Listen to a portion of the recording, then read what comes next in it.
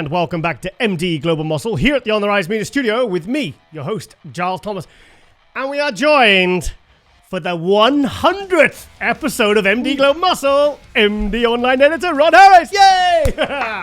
Ron! I'm clapping for the 100th episode, not for myself, just so you know. That's amazing, Giles. 100 of these. Where did the time go? Bro, we made it. 100 episodes. I still remember like it was yesterday where Steve Bleckman said he wanted a podcast. Giles, can you do a podcast? And you were like, I guess. And you just you figured everything out, and we got a podcast. I know. I've only had 14 nervous breakdowns to get to this point as well.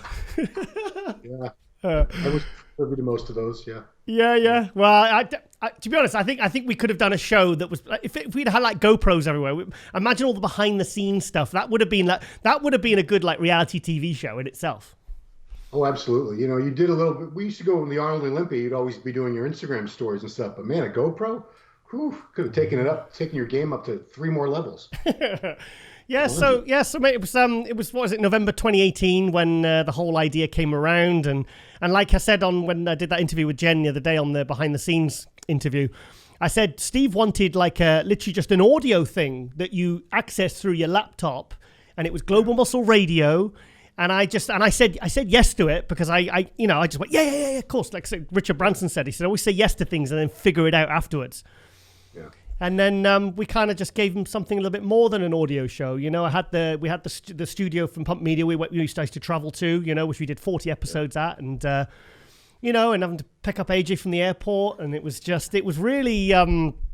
It was a lot of work, but it was always worth it. You know, it was always worth the stress behind the scenes and all the organization. And it's and then we obviously set the studio up here, and it's just been a hell of a ride, man. 100 episodes, man. That's that. It was like I said, it's nearly at June 2021. The idea was November 2018, so that's what it's taken to get to this point. Wow. So, you know, if you were a TV sitcom with 100 episodes, that would be enough to put you into syndication forever. Really? Yeah, that's the minimum they need is 100 episodes. You know, any of those old TV shows that you still see reruns of, they all have at least 100 episodes. What's the syndication? Explain that to me. So that's like, you're watching, I don't know, like, let me try to think, like Seinfeld or something. You're watching Seinfeld now, even though the last episode aired 15 years ago. Yeah. So it's in syndication. So like TBS or TNT, these networks, they pay a big fee to whoever the producers were, Seinfeld and his buddies, to use that to rerun those airings. But oh wow, yeah, you could syndicate this now forever. Oh wow, Steve, are you watching? Are you watching this? This is verbally contracting. Yeah. So yes, 100 episodes, mate. So obviously we've we're going to stick with the format with the the multiple guests, and I mean we've done so many, because originally it used to be like an intro and then one guest. And then we moved to multiple guests because I didn't like the idea of one of those guests not turning up if it's just one. And we're having to hire a studio and people are traveling and all. Yeah. So I thought, right, why not try multiple? I think the most we've ever had, we had 10 guests, didn't we? That was about 4 weeks ago. We had 10 guests. Oh, gosh, ridiculous. I mean, that's too many. I mean, no, there was a bit of stock. I had I had the Milos and Dennis James, which I was splitting up over three episodes. So it wasn't like I had 10 guests that day or whatever to interview, but we can't. Okay. If you look at who was involved, it was about 6 guests and then co-hosts like yourself and and Lauren and Milos and Dennis. So it kind of bumped up to 10. So that's the record.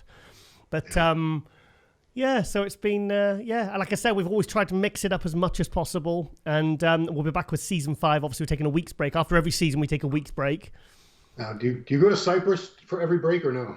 I would love to go. I've not been to Cyprus for 2 years, mate, because of the pandemic. Oh, jeez. Yeah, I've not seen my dad. I've not seen my dad for 2 years. Oh, wow. Jeez. Yeah. You better get moving. Yeah, he's getting old as well, and he's not too well at the moment. So it's I'd love to be able to get out there. But I would love to be able to just jump on a plane. But they're in I think they're in Amber. Is it Amber? I think they're in Amber, which is you got to get pay for a lot of tests, and you've got to quarantine all that bullshit. So. Stupid quarantine. So anyway, Ron. So you said you're off today. Where are you going? I'm gonna head up north to New Hampshire to train. Oh, nice. The next state up. Yeah. Okay. Yeah. It's a gym I've never been to that's closing down soon. Jose trains there sometimes, and a lot of the local pros and top amateurs. I've always wanted to check it out, and it's shutting down. It's opening up a new location, so I figured this is my last chance to the owner's been trying to get me up there for a while, so I'm going to finally see it today. Awesome. East Coast Muscle. Yeah. Okay. Also, you're looking the biggest and leanest I've seen you probably since 2013, mate. Wow. Okay. Well, that's good camera work, I guess. No, that picture of you with Blessing, that got a big response because it was like, shit, Ron's, because you look like you're prepping. Are you actually dieting secretly on the sly?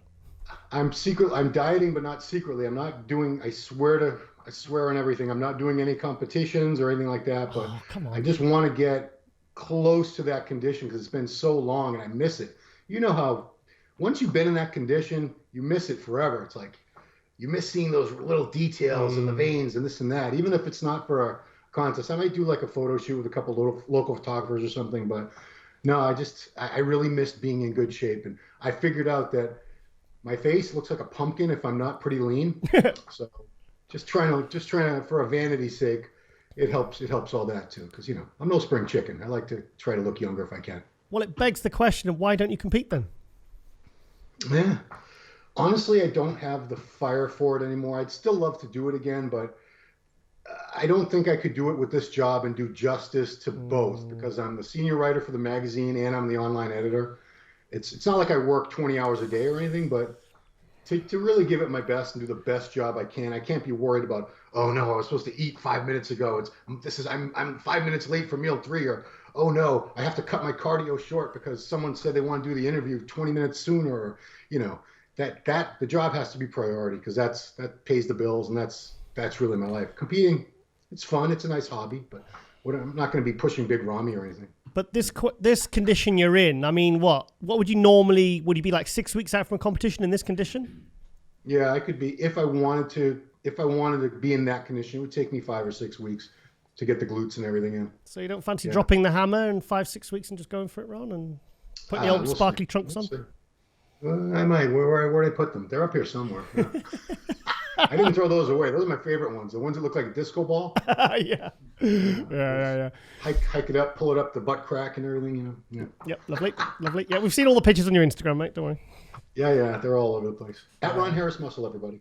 Give me a follow. Yep. Give him a follow. He's got plenty. He's always looking for more followers. Absolutely.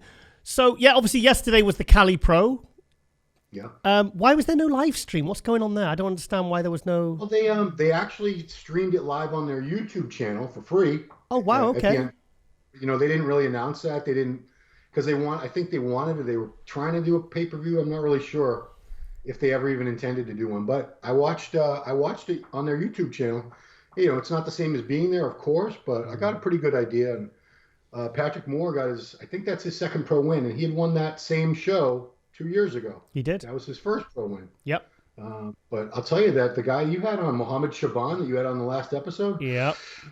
Personally, I had him for the win. I like that guy's physique a lot, and I want to say I hated his physique. The last Olympia that you and I were at, 2019, he was dead last, and I was looking at him up there and saying, this guy doesn't even belong on the Olympia stage. I thought it was a disgrace. I didn't think he was at that level, and he's improved so much since then. Well, he said on that interview in last episode 19, last episode, he said that he was sick for that Olympia. He said he was really sick. He explains about it, and because we were like, okay, he's last. But right. He said I was very proud to stand on stage at the Olympia, with it, if you qualify. He said I was lucky to win Portugal. I was like, well, come on, mate, you weren't lucky, because he beat like Valier and Samson Dauda and Florian Poisson, who was fourth that year. He beat some really, really good names. So he didn't beat. He won in a good lineup in Portugal. So he said on the interview, he says I'm going to be 245. He says I'm going to be 20 pounds. I was 225 last year at the Chicago. He said I'm going to be 245 this year. I was like, whoa! And his wife was messaging me saying, he's never been in this condition before. Samir Banu's helping him with his posing. Kenny Wallach, he's got Andrew Vu as a coach, he's got Charles Glass trainer, and I was thinking, shit, I think he might be, do you know what I mean? And he was looking huge, and I was thinking, shit, is this like I said, I put on that post on Instagram, on MD Instagram, I said, is this guy like is he a dark horse, because for the win, because beating Hassan and stuff like that, that's a big scalp to take. But the thing is, all the stuff I've looked on Instagram, all the where there's multiple comparisons. When it's zoomed out, he does look the best. But when they zoomed in on the individual shots, he lacks separation. Yeah, you see, that's the thing with going off a YouTube video or live stream, you can't see that kind of stuff. That's like when Bob Chick always says you had to be there. Yeah. Unless you have like these crazy multi-camera setups and they're all like 4K cameras and they're zooming in. Yeah. You really can't see those details and separation, because I was trying to gauge the condition because I could see that it was coming down to Patrick and Muhammad in the final comparisons. I was trying to see, if I was a judge, how would I pick these guys apart? How would I determine who deserves to win? And I couldn't see that lack of separation, but you see it better in pictures when they're zoomed up like that. But that makes sense to me because they were two very, very different physiques, Patrick and Muhammad. Very different physiques. But do you know who Shaban reminds me of? He reminds me of Mustafa Mohammed. Do you remember him? Did 2002, 2003. He was only around for like 3 or 4 years. He had legs out to here. Oh. Yeah. Do you know what? I was at the British Grand Prix in 2003 that Jay Cutler won.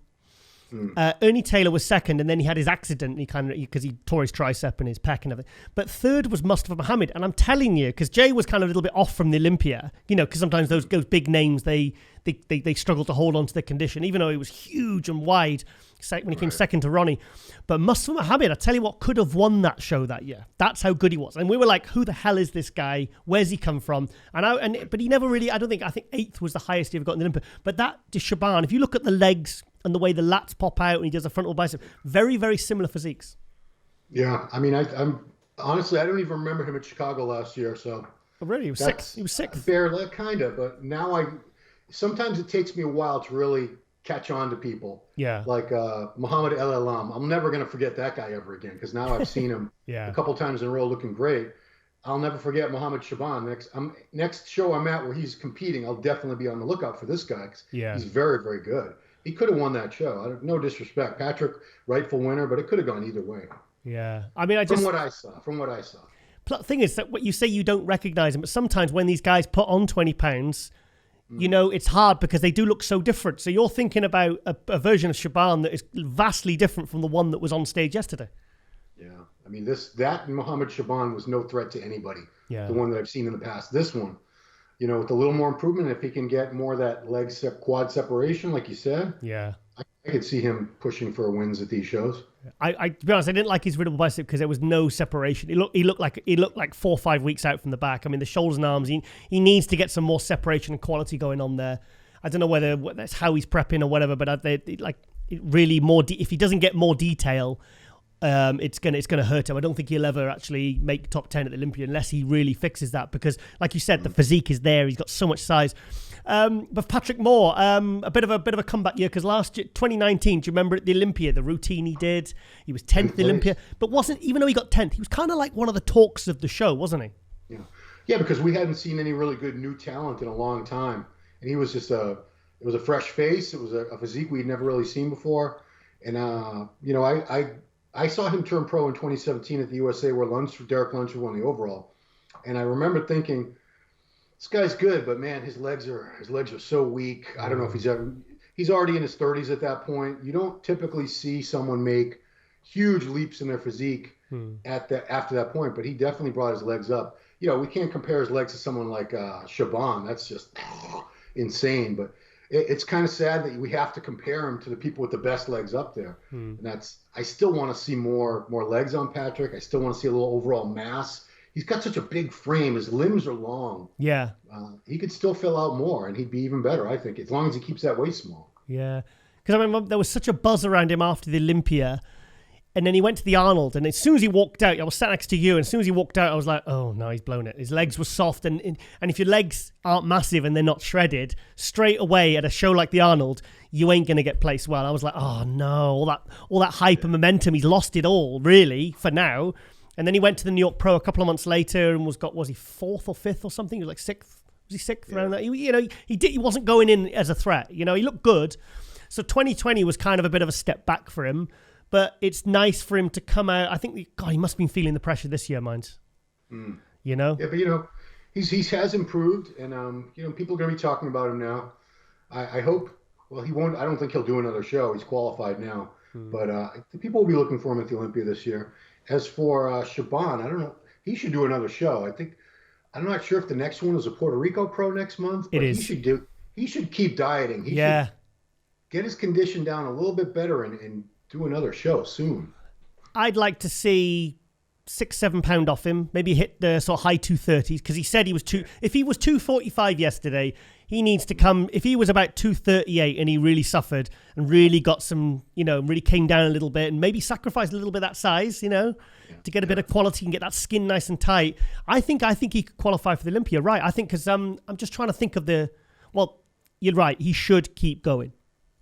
Yeah. I wonder if Hassan now already has enough points for the Olympia. I was thinking that. He might, because he's had high placings 3 shows in a row. But that's another guy. I wanted to see Hassan diced. I wanted to see him shredded. What a physique that guy has. It's not like he has that much further to go. He's so close. Please, Hassan, crack the code. I want to see you shredded. I want to see you win it. He should be winning a show like this. He should have won that show. When I saw the close-up pictures, I was disappointed because I wanted him to be better than he was at the New York Pro, because he needed to be better. And I was expecting him to come in and just win this hands down and qualify for the Olympia. So for him to get third in a kind of not as competitive a show and kind of look a bit, you could, like him and Mohamed Elam, their physiques looked a bit tired rather than looking better. I said this to Kaleem in the car. I said, sometimes, like remember Tony Freeman or Johnny Jackson, they'd start a prep, they'd do 6 shows in a row, and every single show they'd get better and better. But every single person in this show has kind of got worse. Like Mohamed looked great at Indy, okay at New York, not as good here, because obviously he's out here by himself, and maybe they're just the travel caught up with him. And it's like Kaleem said about the maybe the COVID traveling and all that, trying to get around, and maybe it is a factor, But I was I wanted Hassan to come in and really kind of just win this hands down. Because I think at his best, I think this would have been quite an easy win for him, I think. Yeah. What a physique. Jeez, come on. I mean, I've been a fan of this guy for a couple of years now, and all I want to see is condition. He's got all the size in the world, beautiful, big, full, round muscles. Yeah. Hanging off the bone, just crazy. Those legs of his, man, but if he ever came in just dry and shredded, it would be, I'm not saying he's going to win the Olympia or anything, but he'd definitely be up there. He'd be one of the top guys. I think he's definitely better this year, because if you actually go back and look at the pictures from Tampa and all that and last year, then if you actually look at the New York Pro pictures this year, you will see a real improvement. He is definitely, there's more detail, the back shots are more impressive. They're just kind of, the waist is down. He still needs to work on that if he can. But I'm seeing improvements. But I just think we expect him to come back and knock it out the park this year and win the New York Pro and maybe win shows like this. But I hope he gets to the Olympia, because I'd love to see him get an opportunity to really knuckle down now and try and fix those issues and try and get more detail and really come in shredded. Because shredded. He's like kind of. I think that's like second call out Olympia kind of quality in it, really. It is. It's like 6th to 10th, isn't it? Yeah. And hey, props to this show, the California Pro. 3 out of the top 5 were where we had 2 Mohammeds and a Hassan. So Middle East is kicking major ass in bodybuilding. Major ass. Yeah, that was because they're all 3 are from Egypt. And apparently, I saw a picture, and I think there was Yeah, you're right. Egypt. Yeah, there was some other guy as well. I think he was Egyptian. But there was the only pro class was the Open, so he must have been an amateur. So there was 4 Egyptians there, Yeah. We got an Egyptian Mr. Olympia. Who's that? Rami Mamdou. Right. So you obviously went to the New York Pro. You went to the Indy. What do you think about Nick Walker's chances for the Olympia? Because obviously he's got such a huge fan base, and I think there's so much hype. He did deliver that on that hype. How do you think he's going to go into the Olympia? How do you think he's going to do? 6, 7, 8, somewhere in there. Yeah. Which would be outstanding when you look at the names he's going to be up there with. Yeah. Assuming all our top guys like Rowley and Bonac, Hadi, assume it's all the top guys, to be top 6 or even top 8 in that elite field is something else. Yeah. Yeah. So that's I know Walker Nation, they think he's going to win the Olympia. It's going to take a little while, guys. He's not quite there yet. A little bit more muscle maturity, a little more, but he's got a great package, great physique, that kid. So much mass, really good shape, condition comes in. He's going to be really, really good. 26 years old. It's incredible, isn't it? It's incredible. Imagine him at 30. Can you imagine what he's going to look like when he's 30? Oh, I just hope he's I hope he doesn't burn out. I hope he doesn't get injured. I hope he's kind of, because he's, like I said, when you're in your 20s, you do so much dumb shit in the gym, and you think you're indestructible. And I mean, the shit I did in my 20s, mate. I mean, I'm amazed, that I'm still here, really. I feel it every day. All the shit I did in my 20s, my back, my shoulder, my knee. Yeah. So before I let you go, Ron, what's been your favorite ever Globe Muscle moment? Anything, or favorite interview, or any bit that immediately pops into your head? Wow. You've had so many great guests. I think when you've had Dorian on, it's always been a pleasure to watch him. I think you've had him on about 2 or 3 times, right? I had twice. I had once for the Peter McGough's tribute episode, and I had a really long one. I think 2 or 3 times. Yeah, at least two times, maybe 3. Yeah. Ronnie. I mean, you've had I honestly, I can't pinpoint because you've had so many. I have to give you a lot of credit because, I just do the Ron Line report, which is just one athlete or industry person. I've never done more than like 3 of them in a week's time. And, that doesn't give me the opportunity to give exposure and talk to a lot of different people. But with your format with multiple guests, I think we've complemented each other so much. We've been able to get a lot more guests on, a lot more content, interviews. And then you added Buff Bombshells. So we finally took that last piece of the puzzle and brought it in with the female athletes. And On the Rise Media, you guys have been doing a fantastic job. Thank you. Well, like I said, we tried to cover the Clean, give him some shout out there. We try to cover everything. It's like even like the ones where they don't speak English, like Hassan's, the Andrea Prestes, the Morgan Astes. It's like they make me nervous but they're always worthwhile because you can see that the other outlets aren't going to reach out to them. And I've seen it where we've had them on, and then all of a sudden, all the other outlets get them on because they think, oh, okay, well, they've got someone who can translate, and we're the ones kind of stepping forward, But it's it'd be nice to get some more training footage done as well because, like Nathan Diash is like an hour and a quarter away from me. Jamie the Giant's like an hour away, so we can get. We can get good quality training content in the show, but I'm trying to think what else. I mean, I've got a new segment for season 5, which I agreed yesterday with someone, and that's gonna expand on a segment I used to do, but I'm gonna start up again. So to be too cryptic. So because we're always trying. That's the thing. I always want to keep this show evolving and keep it changing and keep it moving. And I want to give everyone the opportunity. We do have Buff Bombshell, but I want to make sure that we also still have. We got a female in this episode. We don't want to completely neglect that just because we've got that show. Right. So but big thank you to MD, to Steve. Because it's like when we started season 2. I mean, it was like that. It was horrible. I mean, like I said to Jen, I said, when we got this studio, I said we were like chimpanzees performing brain surgery. We didn't have it. We just didn't know what we were doing because it's like, and you think I thought it'd be so simple. Just get some equipment, plug it in, away you go, press a button. That's it. But I tell you what, it was. I mean, I've got PTSD still from those late nights trying to. And Derek could be sat here, just sort of sat there quietly figuring all these problems out because with sound and cables, all the stuff that you don't see, behind the scenes. And every week we have to really stay on top of it to make sure that things are still working properly because things can, so we're always trying to develop it and we just want to give the best bodybuilding show we can possibly. We want like a TV quality show, for the bodybuilding fans to follow and something to follow every single week and, educate them about the legends as well. So but big thank you to all the support you guys have always given us, because it's because the thing is, I was saying about when we first got, because you stuck with us, do you know what I mean, while we figured it all out, because week by week, we fixed things. We got the laptops, we've got a new laptop here, so we wouldn't have a black border, and we got light blockers, so we got rid of directional light and all these kind of issues, but we're still here and we're looking forward to doing another 100 episodes, mate.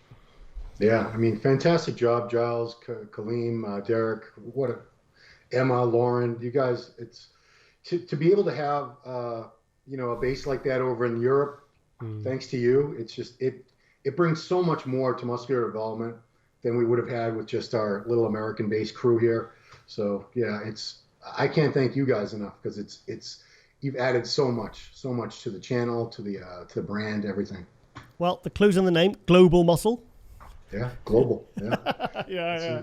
Yeah. So yeah, and it was Steve's idea. Steve named the show, Global Muscle Radio. We called it, and then we got rid of the radio because it's not a radio show. It's so much more than that. So yeah. But, global. It is global because you reach out to athletes. A lot of times I wouldn't have, if I'd heard of, I never would have thought to go try to contact them for interviews or anything. And now we're getting a good balance because even though in the past, you had to live in America to get any kind of publicity, there still is a strong bias in the bodybuilding industry towards U.S. bodybuilders and athletes. Yeah. Just because it's so convenient and they all speak the language. So you've actually encompassed a lot more of the actual global bodybuilding fitness community. So many athletes from Europe, Middle East, some from Asia. You've really have made this a global channel. Thank you. Yeah, Australia as well. I mean, to be honest, because Australia, that's 11 hours in front, so you've got to do it really early in the day. So cool. Okay then, Ron. Well, I wanted to get you on, mate, so we could talk about current news and obviously, celebrate the fact we're 100 episodes. Yeah, and congratulations. Yeah, huge achievement. I know. I've not even been thinking about it because I've had so much going on the last few weeks and all the different shows, and because so much goes into producing this show, I haven't had a chance to really think ahead, So I've not really thought about it until recent. I think it was probably the last couple of days. I started thinking, shit, we've done 100 episodes. To think what it took to get it this far,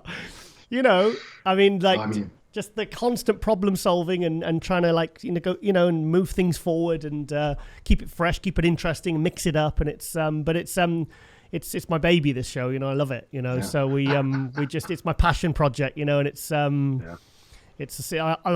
always enjoyed doing it. Always. It's always been worth it. Yeah. Yeah. I know you've had some travails and a lot of stressful situations with guests and editing, things that pop up behind the scenes that nobody will ever know or need to know about. But yeah, you've gutted through it, mate. You've done it, and congratulations. It's an achievement. 100 episodes of this podcast, and probably 500 guests, 600, 700 guests. Who knows? Yeah, quite a few. Yeah. Yeah, cool. All right then, mate. Well, I'll let you go, and I'll speak to you very soon, and thank you for all, and because also you help with a lot with the the mini clips and stuff like that. So you do a lot of help, help to make this show, we get the most out of it for the fans and stuff. So yeah. All right then, mate. Well, I'll let you get your breakfast and get your flight to New Hampshire. Yes, sir. All right. Thanks, Giles. Thanks, Kaleem. Have a good session, mate. Yeah. All right. Cheers, Ron. Cheers. Bye. And welcome back to MD Global Muscle here at the On the Rise Media Studio with me, your host, Giles Thomas. And for the second week in a row, Nathan Epler. How are you, man? Good to see you. Nathan, two things. First of all, we did try this last week, but we had problems with your connection, so we've put you back. Yeah. But you know why it's really cool that we put you back? Because this is episode 100 of MD Global Muscle, mate. Even better, and you gave me a second shot. Well, this is beautiful connection, beautiful. I don't know what happened last week. So, Nathan, so I said before last week, briefly, I'd never really spoke before, but you've made a huge splash, mate. You took second at the Indy, and you've won the New York Pro, the third biggest pro show in the 212. How do you feel, mate? I mean, what's it like hitting the ground running like that? It's really surreal. I mean, like I had said in a couple other interviews that I've done is, going into the Indy Pro. So the Indy Pro is in my hometown as well. Oh, wow. Yeah, it's in my hometown. It's only like 15 minutes away from home. So that was like being in my backyard, and that was why I wanted to debut there, just with all my family, all my friends there. And, coming out, obviously we knew that it was going to be a stacked lineup at Indy. And the goal was obviously to win or to do well. But, as a rookie, you always have that little bit of doubt, going in of how am I going to compare to these guys? And plus, these guys are huge. They have a lot of muscle. They have their conditioning is fantastic. You just aren't really, you have that sense of kind of being uncertain of how you're going to do. And then after the second place at Indy, I was like, man, I can maybe take New York. Yeah. And it's just, again, kind of a surreal feeling and have to take myself out of that rookie mindset. we made the Olympia now. We won, a very prestigious show, and it's a little bit of a whirlwind, I guess. It's kind of surreal. Yeah, because I think it was so cool because we all love to see new faces. So we had Tony O'Burton, who won the Indy, and yourself, and because obviously we had like Noel Adam, who'd won it in the Indy in 2019. You had John Jewett, who'd been fourth in the Olympia. So kind of like I was just thinking about those two, and then you and this Tonio walked on stage at Indy, and I was like, holy shit, this is exciting to see. Two absolutely fantastic new guys and really coming, firing straight out the gate. Yeah, no, I appreciate that very much. And that's where, Antonio and we both turned pro at the same show. Oh. Yeah, we both turned pro at the USA Championships in 2019. And he was in the lightweight division and I was in the heavyweight division. Yeah. So we both are friends and knew each other and knew we were coming into the show. And, we were kind of off everyone's radar. Completely. I think it made it a little bit more exciting for us than competing and backstage, and then all of a sudden we're top 5, and we start getting very riled up and excited, and it turned into a really, really fun show, and we were battling with some of the best of the best. It's like because the thing is, if you can, I did see a couple of pictures, but I'll be honest, nothing really.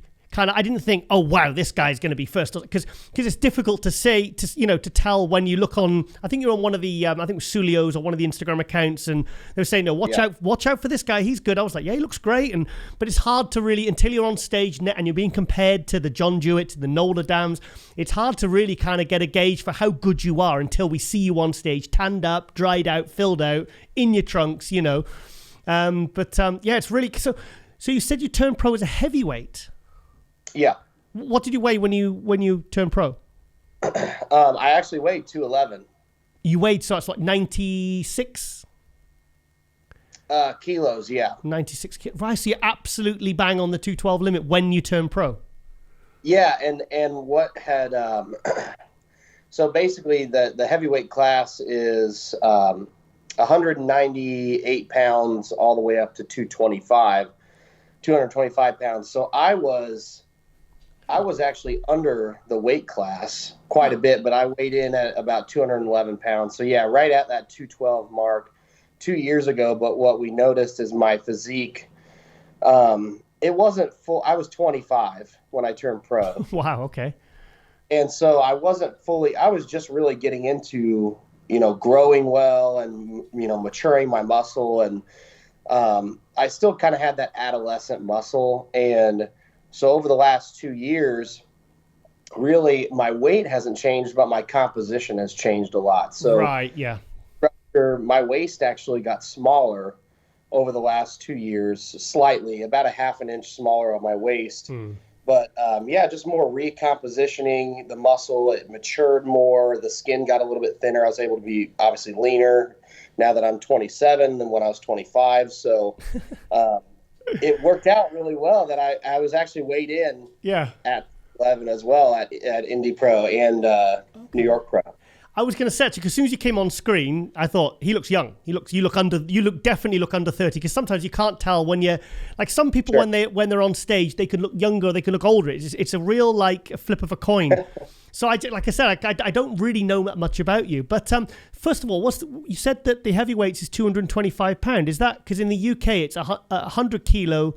90 to 100 kilo is heavyweight, and then over 100 kilo, which is 220, that's supers. Is it different in America? No, that sounds about right. Oh, Yeah. okay. Yep. So you're kind of like a mid-level kind of heavyweight then, you were, so. Yeah, I was right in the middle. And that's a big thing, and I've heard from almost everyone that I talk to is my photos on Instagram don't really do me justice. And I don't know if that's because I'm slightly taller. I mean, I'm not really tall. I'm like 5'7". Yeah. But I mean, for a 212, a lot of them are, 5'5" tall or so. And so my pictures don't really ever do me justice. And that's where I was really excited to get up there and be compared to some of the best in the world and really start showcasing what I have to bring to the table. And just like you said, it's it's hard when you're just looking at photos or individual photos, or even if you're not at the show, because even the camera angle, whatever side of the stage the photographer's on, may make somebody appear larger than others. So it's very hard to tell until you see, video footage dead on, straight in the center, or you see photos where everyone's being compared equally. But yeah, I was just excited to be up on stage with some of the best. First of all, when I did the 212 New York review on MD, if you watch it, I actually said to my producer, I said, I think he's 5'7".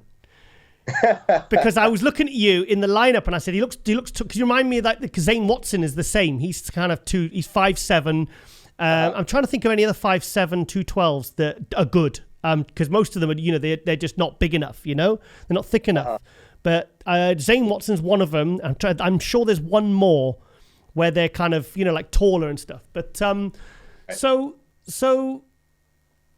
you're 27 and you've won a 212. In that 2 years, do you think it was a struggle to kind of kind of keep the weight down? Not too much. And actually, we didn't really force myself to stay light. I do very, very well with high amounts of food. So this off season, I was all the way up to 245 pounds or so. Wow. Yeah, so I got this was my biggest off season that I had. And I was getting a little nervous about making the weight because trying to drop 30 pounds or a little bit more than 30 pounds seemed a little bit daunting. But no, I mean, we knew that I had room to grow. We knew that I had improvements to be made. So we didn't really ever try to force myself to stay down near the weight. We just let my body grow and do what it needed to do. And it wasn't too bad. So is your best physique literally under 212? Because sometimes you get guys who say, well, I look my best at 215, but I've got to make weight. Is that your best weight that you actually look your very, very best at? Right now, no, probably not. It's probably a little bit over 212. And that's where we will end up segueing into the open, but it's just going to take me time to grow. I grow a little bit more slowly. And again, when you have a very symmetrical physique and good flow and my waist is, about 30 and a half inches, 31 inches. Yeah. So I want to keep those dimensions. And my quads are almost 30 inches. So I want to keep my waist small, especially as I grow. So and obviously bodybuilding is about longevity. So, I'm not trying to force myself into the open. I definitely think we can stay in the 212 and shake things up for a couple of years. I think really you should be looking to head over to the open by the time you're 30. Is that what you're kind of thinking? Yeah, I was thinking within the next 2 to 3 years, probably. Yeah, like you said, you've got a very intelligent approach, and you said you grow nice and steady, and I think that's why you've probably got such a nice symmetrical physique and such a small waist, because you're not rushing it and you're doing everything right. No, I appreciate that. Yeah, and to be honest, that's been my tactic for a long time. Is really, I love to train. And that's where I get a lot of my enjoyment, is just being in the gym and training and pushing myself. And so I always try to think too, if I rush it, I may burn out. I may not enjoy the sport as much. I may not enjoy the process as much. So for me, it's about, this is my lifestyle and this is what I enjoy. And I don't want to push anything too fast where then I'm like, well, I want to be done. Yeah, good attitude. So also, one thing I really, really liked was your posing routine, mate. It's because I was so used to nowadays just seeing no choreographed routines, guys coming on just hitting compulsories, which, to be honest, really pisses me off as a fan, as a 90s bodybuilding fan, where all the poses. And as soon as I watched the live stream and did the commentary and everything, on the Globe Muscle last episode, as soon as you did that, the spin and stuff, I was like, oh, this is going to be good. It's this is you and John Jewett brought the absolute best posing routines in the entire show. Awesome. Thank you so much. I appreciate that. So who helped you with your posing then? I do it myself.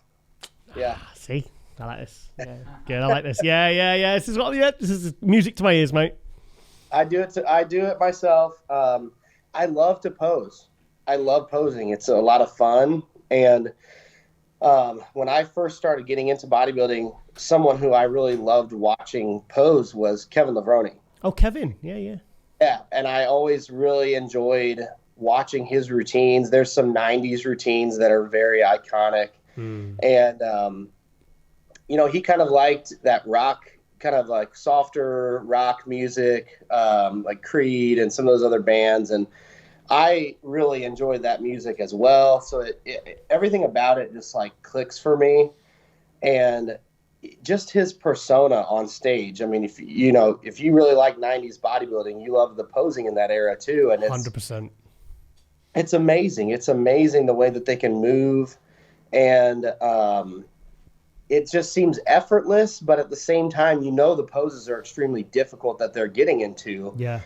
And it's thrilling. It's exciting to watch. And that's what when I started doing my posing routines and when I started trying to, I would watch a lot of these videos of these 90s bodybuilders and really study the posing and like how are they hitting things and where are their feet positioned. Like I can really kind of analyze the poses and figure out how can I twist, how can I turn, how can I do that. Yeah. And it takes a lot of practice for the routines because again you're trying to also put in the transitions and the flow. And that the posing routine at New York was very empowering for me. I want to give myself some props. Give us all a round of applause. No, it's just because like I've always, I'm well known in the industry for kind of like whinging all the time about posing and conditioning. They're the two things. Like when I competed, I knew I wouldn't be the biggest, so I thought, right, I'm going to put the best posing routine together. I'm going to work on it 12 weeks out.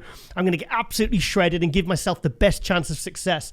And it's like if you say the Lee Labrada at the 1991 Olympia, if you go watch that, like that would just completely blow minds today. Whereas back then it was like, oh, that was a good routine. Okay, oh, the Terry Pastel's on it. Oh, Sean Ray's on next. And they're putting these proper choreographed routines together.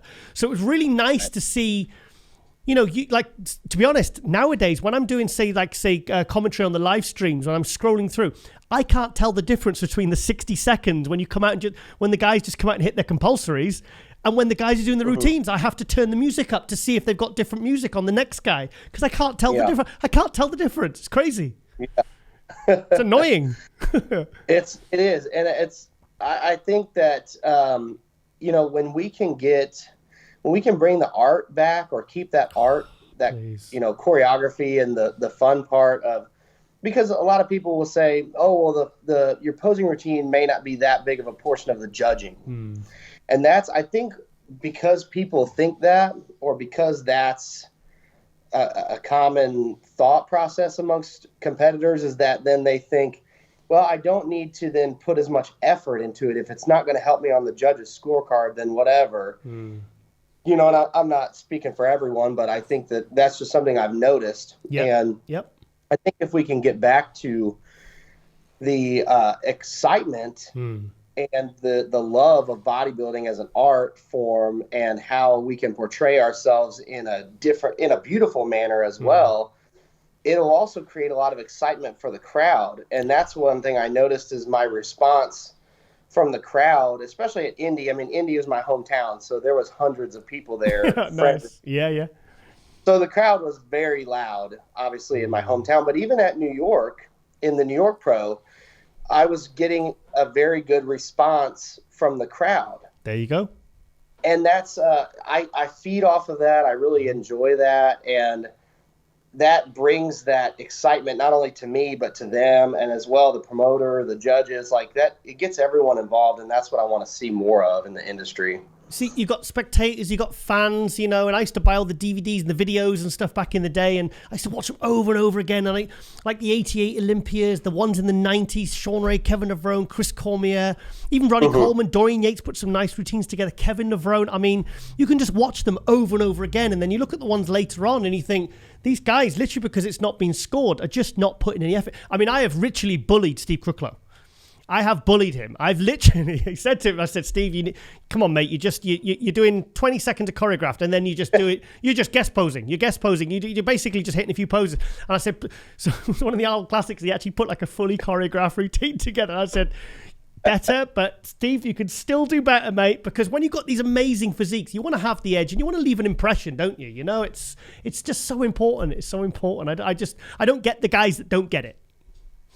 Yeah, and I even I had watched some posing routines of Lee Labrada this prep, actually. I really did, like the last 6 because when I start putting together a routine, I start piecing together, okay, what poses look great on my physique? Yeah. How can I showcase my physique?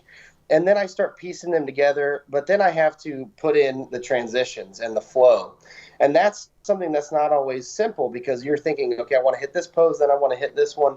How am I going to get from here to here? How am I going to get from A to B? Yeah. Make it flow and add, a little bit of a spin or spice to it. And I was having a little bit of trouble with some of my transitions to other poses to make it flow, to fit the song. And I went and I started watching more Kevin Navarone. I started watching Lee Labrada because he was very quick with transitions. Unbelievable. You know exactly what I'm talking about. Yeah. The way he would flow and move, and your jaw would drop. You would be like, how did, and I would play it back. How did he spin? How did he move? Do you know the one, he used to do that one, and then he used to do it the other way. I can't even do it. I mean, he did like martial arts one year. It was like, and it was like, I remember watching it once with a British pro called Ian Harrison, and he was just like, he said, Giles, if I did that, he says, I'd go through the stage. He said, if I tried to do something like that on stage, he said, I'd go through it, because he was like really, really big guy, But Lee Labrada, man, was awesome, wasn't he? It's just, he was awesome. So, what do you do for a living, Nathan? So I coach full time. Oh, okay. Wow. Okay. Yeah. Yeah, so I run a coaching business. I actually used to work, not for a bank per se, but I used to do home loans. So I would help people with buying houses, and I worked in that for probably 3 years after college. Yeah, and it wasn't for me. I mean, it was the typical 9 to 5 work job, sitting at a desk, and it allowed me to bodybuild in the evenings. It allowed me to make a living and, have the money that I needed to do what I needed to do. And I had weekends off, and I, could train at night. And, but yeah, after I turned pro, I had already been coaching for a couple years, just on the side. And I realized that I had potential, and that I was getting a lot of inquiries for coaching. And so I just took the leap and quit my job and took it full time. And so I've been running my coaching business for a couple years now. And then my wife and I have been married for 3 years. We've been together for actually 10. Oh, wow. Or no, 11. Yeah, going on 11 years. Get it right. Yeah. She'll tell you off. So we've been together since we were like 16. Oh, wow. Yeah.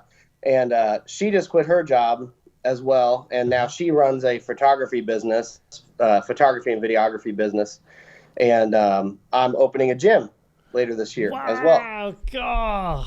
I was just partying in my 20s. I wasn't half as serious as you about life.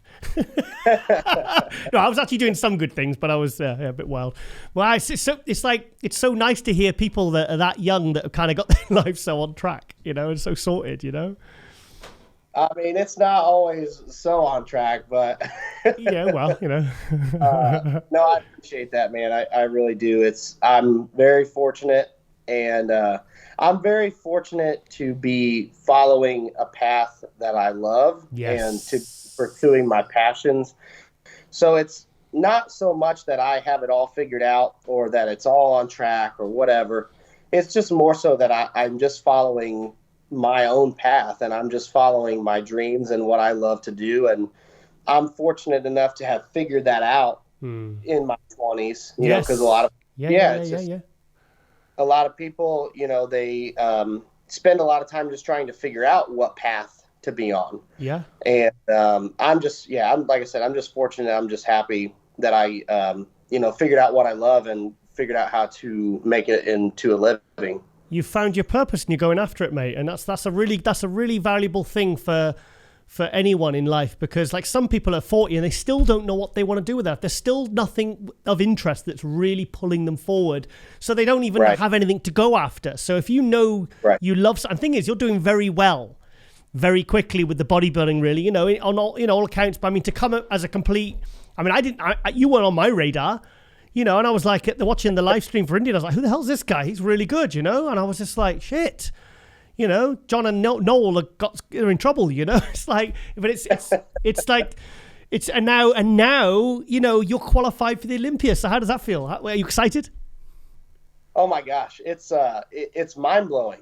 Again, like especially rookie season, like I knew the potential was there, but I was so anxious to get on stage and see. I want to compare with these guys and see where I'm going to stack up, and it's still hasn't hardly set in. You know, I have people at my gym in my hometown. Oh, can I shake the hand of an Olympian? I'm like, yeah, nice. Yeah.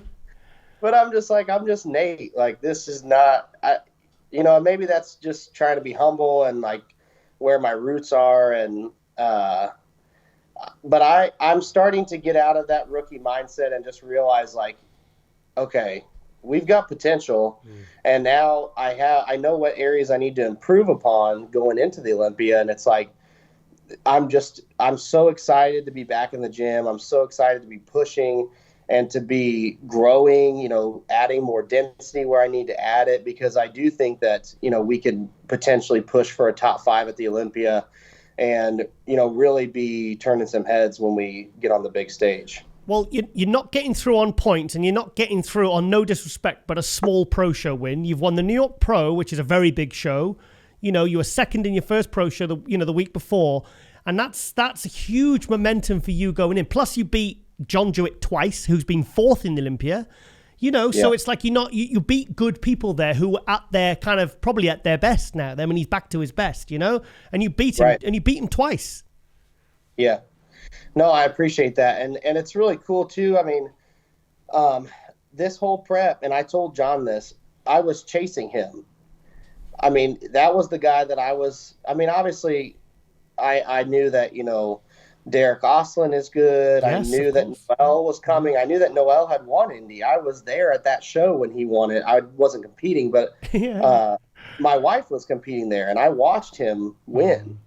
And I mean, you know, Tonio I knew was going to be a threat. Like, I knew there was going to be a lot of guys that were going to be big threats. And I actually told John this after we competed, and we were pretty much became fast friends backstage. He's a great guy. He's a good dude. Great guy, great friend, and great competitor. And I told him, I said, I knew that your level of conditioning was what we all had to chase, because he was so peeled, and you could see it from early on. He was going to be so peeled. Yeah.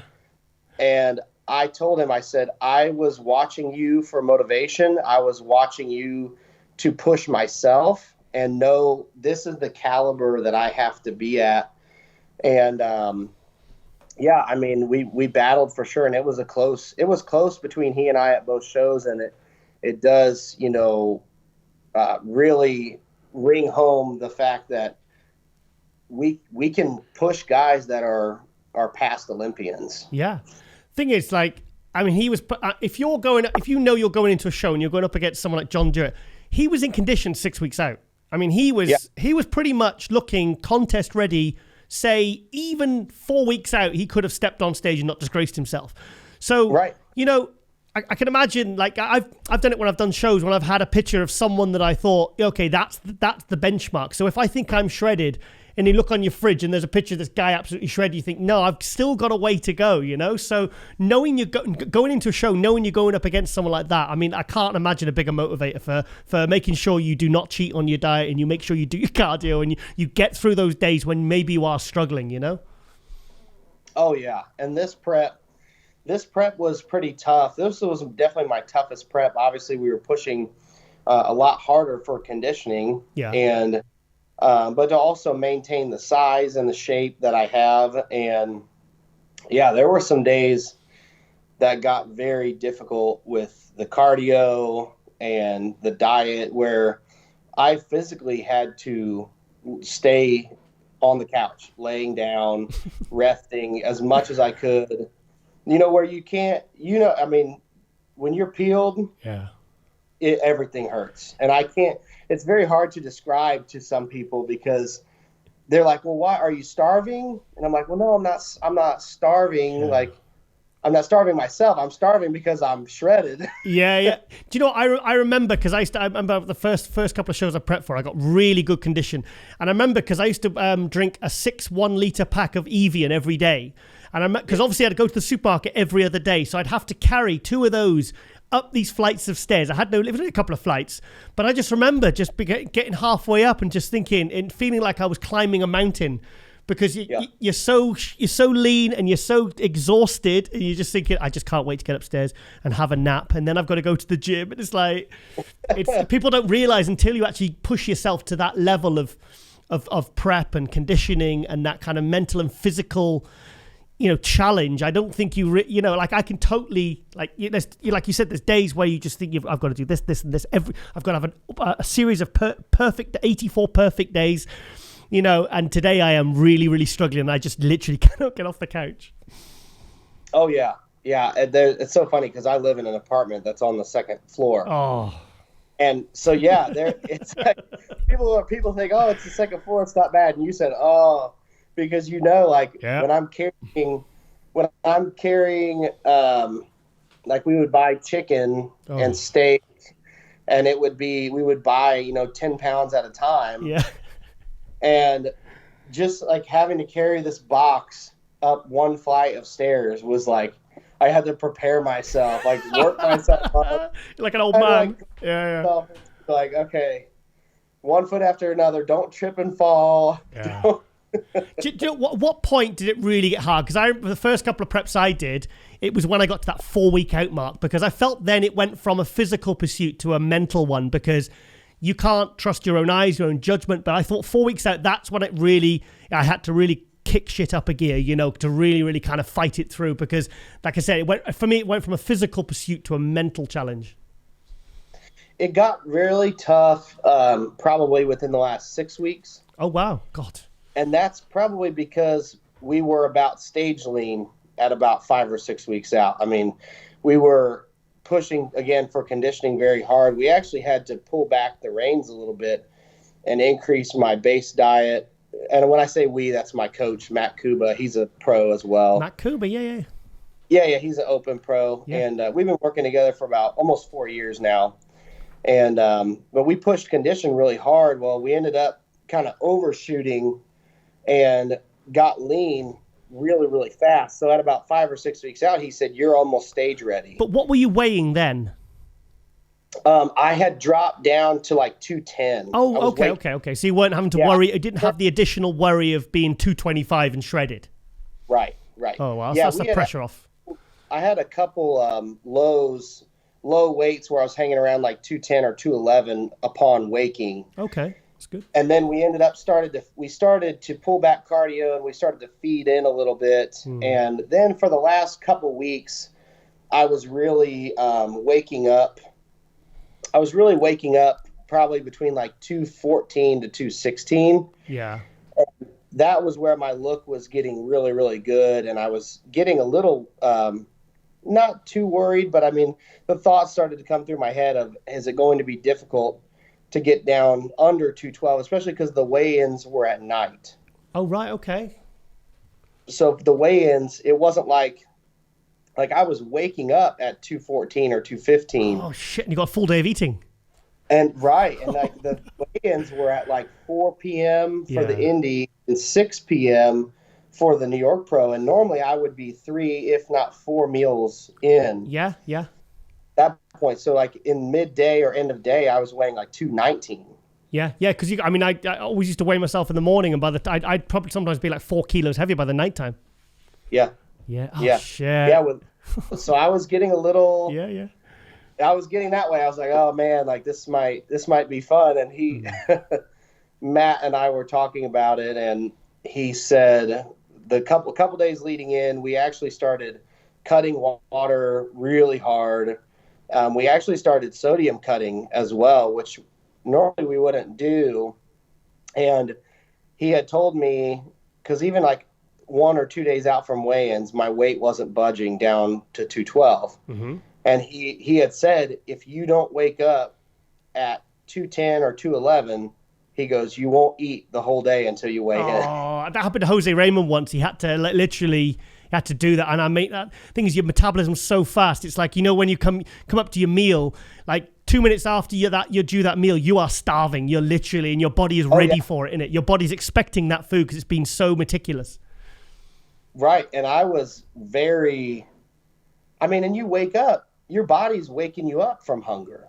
Yeah. I mean, at that point, you're like, you can't even sleep because you're so hungry. I mean, I was waking up at 5, 6 o'clock in the morning, ready to eat. Yeah. But I would have to go do cardio. I'd have to do all this. Like, so my normal, I was waking up. I was waking up 10 hours before the weigh-in was going to happen. And, he said, if you don't wake up, at least a pound under, we really can't probably eat or drink anything. Yeah. Well, luckily with the water cutting, but also the sodium cutting, I flushed water very, very hard, and I ended up waking up at 209, 209.2 or 209.4. I mean, I was like 2 to 3 pounds under the weight on the day of the weigh-in. So I was able to eat normally that day, which didn't stress my body out. I was able to just kind of cruise into the weigh-in. It's good to be able to have those tricks up your sleeve where if you cut the sodium in the water, that you can get a couple of pounds off overnight. It's doable, isn't it? What's really funny is we didn't add salt back in. Oh, you didn't? No. But hang on a minute. Hang on. What did you do? Because as soon as I saw the live stream on New York Pro, you hit your frontal bicep, and I said, you definitely look fuller. You look fuller, because I think Ron said, oh no, Nathan's bought a fuller package to New York, and he's obviously really here for the win. He really wants to win this because he's really bought a much fuller package in the chest and the back. I noticed there was more popping. Yeah. So what was cool? So we actually didn't add salt back in, and that's a very weird protocol. But Matt, being a very smart and very meticulous coach, he had seen that when we started cutting water and salt, I wasn't looking worse. I was looking better, and I was trending positively. And so that's where, even after the weigh-in, he said, there's no need to add salt back in. There's no need to add a ton of water back in, because you're looking better every set of pictures. You're looking better. That's smart. That's very smart.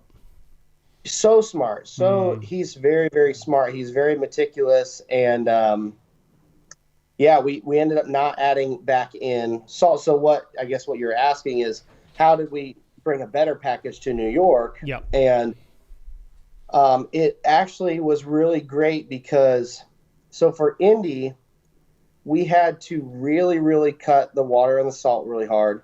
But also we were trying to peak and load glycogen, load carbs. And that made it a little bit tricky. But because I was so carb loaded from the Indy Pro, it allowed me to go lower on the diet Monday, Tuesday, and part of Wednesday. Oh, okay, yeah. Because my glycogen was so full. Yeah. So I didn't go flat, and I was able to go lower diet the beginning of the week of peaking and then that let my weight come down faster. We were able to keep water and salt in longer, and I was able to still carb load, not as we didn't have to carb load as intensely for New York because the week before I was already full. That was so good that you did those 2 shows in 2 weeks. So it really worked out okay for you, didn't it? It did, yeah. And like, that having the water and the salt in longer, like up to Thursday rather than Wednesday for Indy, it allowed my body, I think, to look more fresh New York. It did. And not as, because when you start to over dehydrate, the body's going to fight back. So it's either going to get that little bit of film to the skin, or you're going to start to fade. The lines aren't as deep. And that's where I think I was just more hydrated, and I had a little bit more sodium in me, and I was still able to carb up very well for New York. And that really brought that nice, crisp, round, deeply separated look that they were wanting. It was a fantastic look, but and it was good to nail it at that big show as well, So right. Yeah. So Nathan, this has been fantastic, mate. I'm going to let you go because we've got another guest in 10 minutes. But I'm so glad we managed to get this done, because we could have fought on through last week and it wouldn't have been as good, because if you can't get a good connection, it's hard to get a good flow of conversation going, and it's hard to focus. So I'm really glad we got you back on for episode 100, mate. So I know it's big deal. I appreciate that very much. Yeah, and I'm really excited for the Olympia, mate. I'm looking to see what you'll be looking like. Yeah, it's going to be great. And like I said, thank you for having me on. I really appreciate it. Hope we can do it again. Yep. Yeah, I'm ready. I'm ready to bring something special to the O's, so I'm excited for it. Let's get you and Matt Cooper on before the Olympia. Yeah, that'd be wonderful. Yeah, just let me know. He's got a show coming up as well. I think he's like 8 weeks out or so he'll be oh, fantastic. He's gonna be in the mix as well. Nice. But yeah, we'd love to come on, so yeah, just let me know when. All right then, Nathan. Well, a fantastic on a pretty amazing rookie year that isn't even over yet, and thank you for coming on MD Glove Muscle. All right, thanks guys, appreciate it. Thanks, Nathan. Take it easy, mate. Bye. And welcome back to MD Global Muscle here at the On the Rise Move Studio with me, your host, Giles Thomas. And we're joined for the 100th episode of MD Global Muscle, Walker Brooke. Hello, I feel so honored. Yeah, 100th episode. Can you believe we've made it to 100 episodes, Walker? Oh my gosh, that's a big deal, isn't it? I just called accomplishment. Hang on a minute, I just called you Walker because your Instagram is Walker Brooke, and it's really playing in my head now. Walker, but your name is Brooke Walker. Yeah, my name is Brooke Walker, but you know what? Growing up, all of my coaches would call me Walker, so okay, Walker works too. So you say coach when you were growing up. What were you being coached on? So I've actually played sports my entire life. So I have a pretty athletic background. Mm-hmm. I actually played basketball. I ran track. I was a power lifter, and I was a cheerleader. Wow. So you literally did everything. Yes. Like I was always as active as possible. I grew up in Texas, and that's like the football state. So yeah. I love football still to this day. I love football. So I just was always active as a kid. I just love sports and have always been passionate about it. Good. So perfect for bodybuilding. So, right. Okay. Now I've been bigging you up for a while. I've put you, I think, at least 2 or 3 times in the Shoutouts segment because, like, obviously I've been doing this for over a quarter of a century, and I've got a good eye for spotting. Like when I first interviewed William Bonac, and I said, guys, this guy's going to be good. Kamal El-Gargani, watch out for this guy. So I'm not putting too much pressure on you, but like I've been banging on about you for a while, about how I think you're top 5 Olympia material. I think you've got your physique is in the mold of like a Juliana Malakam, which is really, in many eyes, the kind of perfect women's physique. So tell us a little bit about your contest history, and yes, go for it. So I actually started competing in 2012 in bikini, actually. No way. Yeah, it's kind of crazy in bikini. Yeah. So I obviously didn't do well in the bikini division, and I just slowly started to kind of progress and gain more muscle. And at some point, I think I got like 8th place in my last bikini show. And too muscular. Too muscular. Yeah. Yeah. And it's so funny because I was backstage and I'm like pumping up, getting warmed up, and all the expediters are like, women's physique, you're up, you know, and she keeps coming over to me saying, women's physique. I'm like, I'm not in physique, I'm in bikini, you know. So obviously at that point, I kind of knew that I had to change divisions. But I mean, I was competing, so I was obviously going to go out on stage and have fun, knowing that I probably wasn't going to do well. And I didn't. But I started to prep for a physique show that year in 2014. Yeah. And I won the overall, and I went into North Americans after that, and missed my pro card by, you know, one place. So I always talk about this, and it is quite funny actually now at this point, because I always get like second place. I mean, it blows my mind, you know. Even coming up trying to get my pro card, I was still finishing at second place. So hopefully this year I'll make that qualification. Yes, no, because the thing is that's a hell of a transition to go from bikini to women's physique like straight away. And also this was at the time when, I mean, 2012, that was when Natalia Mello. Not Natalia. Yes. Natalia Mello was like, that for me was the perfect bikini, because that was when they weren't so thin and starved, or whatever you want to call it. And it was a more muscular look. So even then you were still considered too muscular for bikini. Too muscular. Wow. So, and then going straight into, because I've never heard that. I mean, the only one I can think of is Rachel Daniels going from bikini to women's physique, but that was over like 2 or 3 years, not like a year.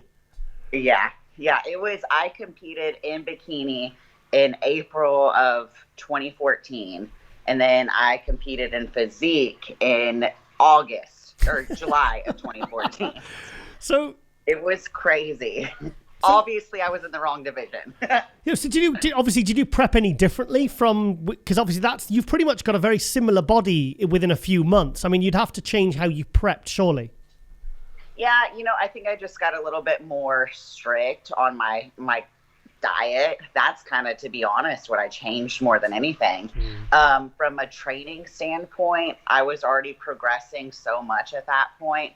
I was able to kind of like train the way I wanted to. Whereas with bikini, I was kind of hindering myself a little bit. I wasn't able to lift as heavy as I wanted to, because I knew that if I were to continue to lift that way, obviously I was going to grow. So it was kind of a free-for-all at that point, you know, and I trained exactly how I wanted. I pushed myself, and the rest is kind of history. Because I think if you're meant to be in that category, it's like when I spoke to Mayla Ash, and she said when she kind of released herself from stepping from women's physique into women's bodybuilding, she said she enjoyed, when she kind of really knew what category she was really meant for, she said prepping was much more enjoyable because you didn't have to hold back.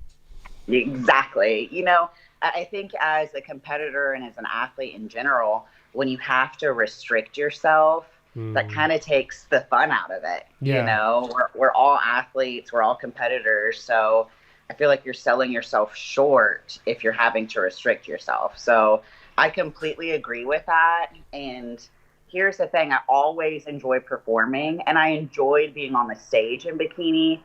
But it's like the first time I stepped on stage for women's physique, I was just like, this is my home. This is where I'm supposed to be, you know? So I knew at that given moment that was the division that I wanted to be in. Good. And thing is, I think because of your background, if you are such a natural competitive athlete, to restrict yourself and, you know, and kind of go into a category where you can just go, right, I can train as hard as I want now. And I can, you know, and plus there's more, if you're prepping, I think maybe is there more reward when you have to prepare stricter and you have to train harder? Surely the payoff for you, regardless of how your physique looks, it's a much bigger payoff for you as an athlete. Oh my goodness, absolutely. You know, whenever you prep for a show, you can have a whole army of support, people that help guide you, they lead you in the right direction, and they're there to support you through it. But at the end of the day, you're the person that's dieting. You're the person that's doing the crazy amounts of cardio and the training. So that is one of the most gratifying feelings, to step on stage because you did it. You know what I mean? Bodybuilding is so challenging, and it's mentally exhausting. But whenever you accomplish a prep, it's like I said, it's the most gratifying feeling, because I'm like, I can't believe I survived it. I did it. I left no stone unturned. You know what I mean? Yeah. So from 2014 to 2021, just walk us through that period. To tell us some highlights.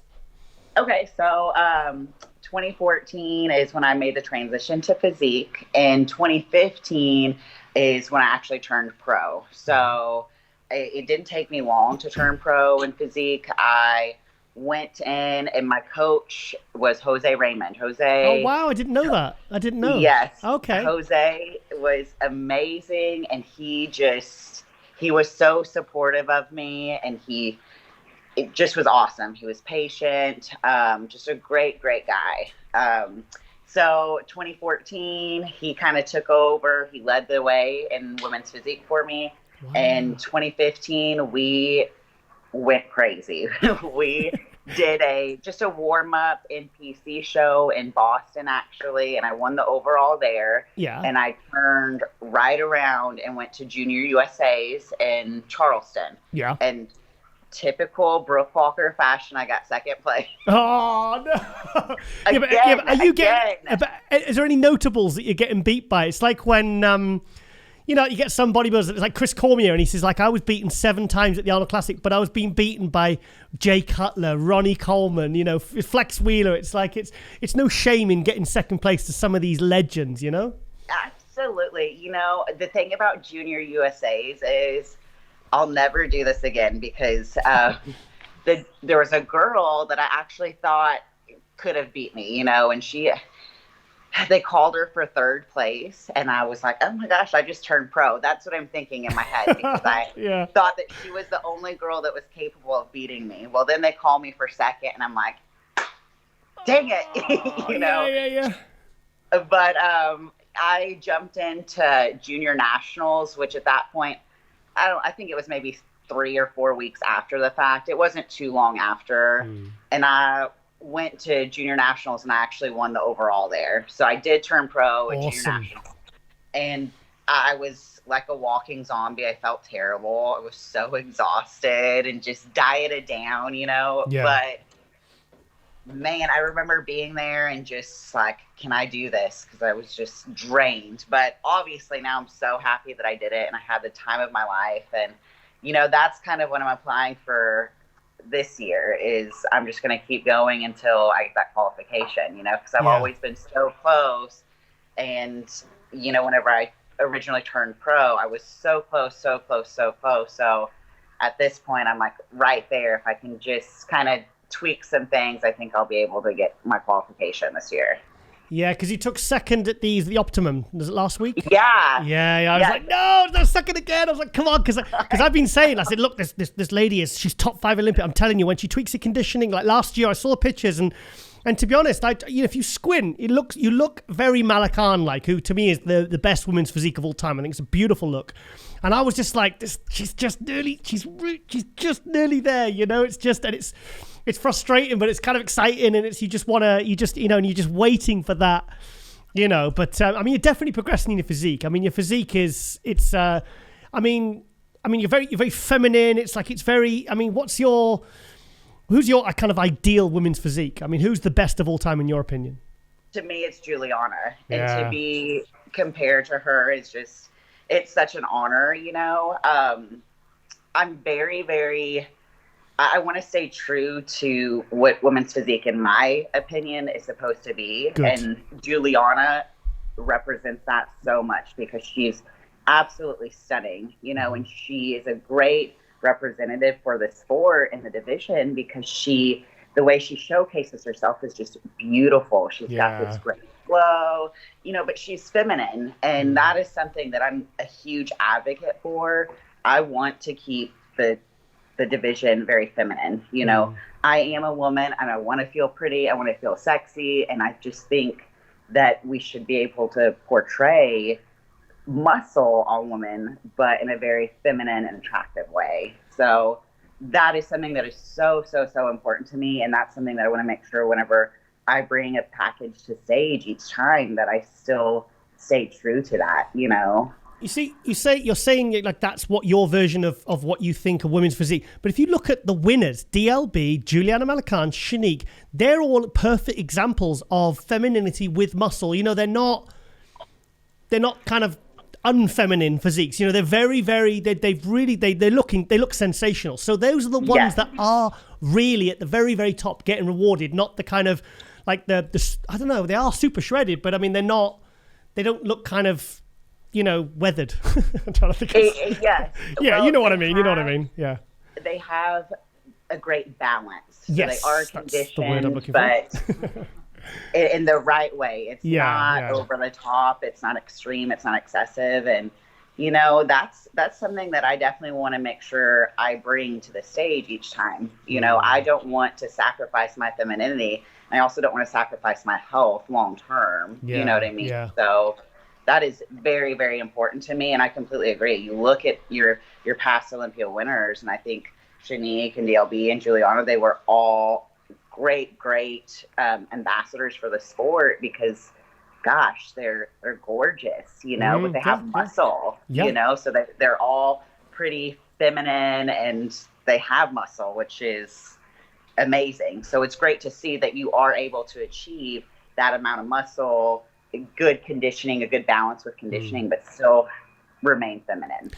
I remember in 2017, and I actually spoke to Juliana about this, because if you look at her 2016 look and then the last look she brought when she won a final Olympia in 2017, she said to me, she said, I actually preferred the 2016 look, which wasn't as dry. And she said she didn't like what she felt she had to do to hold on to the title with what she brought in 2017. And I actually prefer a 2016 look. So what do you, because but that 2017 was the year when absolute dry, like really extreme conditioning was rewarded, and I thought it was going down a path that really maybe it couldn't come back from, that, you know, because that's the reason it was brought in from women's body, because they didn't want it to be so extreme. But then, I mean, how do you feel now of where the criteria is and what's expected of you guys, ladies, to win? You know. I mean, it's very concerning to me, actually. You know, you see some of these women, and I'm not taking away any credit from any of them. You know, I know that what they have to go through in order to achieve that kind of conditioning is unreal. But in the same sense, what are we sacrificing? You know, because there's some physiques that I look at and I just kind of think, well, to me, we're losing sight of femininity, you know. And I think at one point, in my opinion, women's bodybuilding was at such a decline because it wasn't appealing to people, you know? So they created women's physique to kind of, you know, create that balance. Okay, here's a division that we've established for women. We want you to have muscle, but we don't want you to be over the top, not overly conditioned, striated, dry, and still remain feminine. And now I kind of see this, it depends show to show, but you kind of start to see this transition. Like, are we going down that path that women's bodybuilding at one point did? You know, it is concerning to me, but it is very important to me too that the women that really want to continue to keep women's physique what it was originally intended to be, I think it's important that they continue to compete. You know what I mean? Because if we kind of just give up, then it is obviously going to evolve, you know, into something that we might not want it to. So I always try to preach that to all the women that are competing in women's physique, because it's obviously been voiced that women are getting frustrated where the division is going. And you see that with, like, Juliana. She's a prime example. She kind of gave up her title, or she didn't give up her title, but she kind of said, this isn't what I want. You know, I don't want to have to do this. So I think it's important for the women that want to continue to keep the division feminine. It's very important that we still keep competing, you know. You see, The thing with that 2016 Juliana look was that her look was softer in 2016, but for me it was actually a better. She agreed. She says no, like if you look at her back shots in 2017, she had like totally shredded glutes, but for me she lost that pop, and there was lines that were lost and flow and kind of this pleasing kind of like this amazing look she had. She kind of lost them. She lost, like, her back shots weren't as impressive, but she had shredded glutes, and she says, and to be honest. And what it takes for women to get that extra 10% conditioning, it's quite a sacrifice, isn't it? Really, to get that. 100%. Yes, it is. Isn't it? It is. I mean, health, everything. It's to get that extra bit of conditioning that might be the difference between winning a show and not winning a show. It's actually quite devastating to women sometimes, isn't it? I think you have to draw a line at some point and set boundaries for yourself prior to even going into the competing in general, because if you don't, at what point are you sacrificing too much where down the road you're going to regret it? You know what I mean? All for what? For an Olympia qualification? You know, and to some people it might be worth it, but I just always think that you have to kind of look down the road, 5 years from now, 10 years from now. What are you going to, health-wise, where are you going to be? You know, will you look back and regret what you did? And I think, obviously, there's a lot of people that, man, they're just putting their bodies through hell right now. And I think at some point, they're going to be completely upset that they did that and maybe regret it, you know? So, to me, it's not worth it, and I'm a big advocate on that. I think you can do a lot with a little, you know what I mean? Yep, I know exactly what you're saying, yep. But a lot of times people kind of preach the more approach. And man, I don't really necessarily agree with it. I think sometimes people should take a step back and just think of the bigger picture, you know? I mean, I had a conversation with a women's physique competitor a few years ago, and she was saying what she wanted to do compound-wise she felt she needed to do that to start winning shows. And I begged her not to. And I said, please don't do that. I said, and I gave her the pointers of what I felt she needed to do. But she actually thought that's what she needed to do to kind of really start winning shows. It was, I was concerned. And she didn't in the end, thank God. But like, that's what I think a lot of it's the misinformation of what they need to do to try to even get like that look, you know, that was a concern for me. But I think the 2017, I was concerned, but I feel like it's come a little bit back around now. And I think like Shanique was a beautiful example of, you know, Coelho. I think they're really nice, very, very appealing looks, you know. And I mean, who's your kind of, who'd you kind of like really like nowadays competing? Who do you think really is getting it right? I love Shanique's look. And obviously I'm assuming that she's retired, she's done. Yeah. But I do think that she looked just phenomenal, just gorgeous. Coelho, I think she brought, in my opinion, the package that she brought to the Olympia this past year was her best physique. I really, really loved it. I think she softened up her look a little bit. Mm-hmm. But in my opinion, it looked great. It wasn't as harsh, I guess. Mm-hmm. And she still had that good balance. She still looked feminine. I've always been a fan of her. She's a tremendous athlete, and I think she is a fantastic representative for women's physique. So I'd have to say Natalia is definitely one of my top favorites. You know, obviously love Shanique, but she's retired. I lost Sarah Villegas. We can't forget the Olympia champion. Yes, of course. Yeah, Sarah. She's amazing. Sarah looks incredible. I mean, the amount of conditioning that I don't even know how the heck she did it. You know, it's insane. But to me, that's the fine line. I'm like, is that what we're going for? Because I was kind of under the impression that we're not trying to achieve that kind of conditioning, you know? So yeah. I don't know, but I think she is a great athlete, obviously, you know, in order to achieve that kind of look. I can't even imagine how awful she must have felt during her prep, you know? Yeah.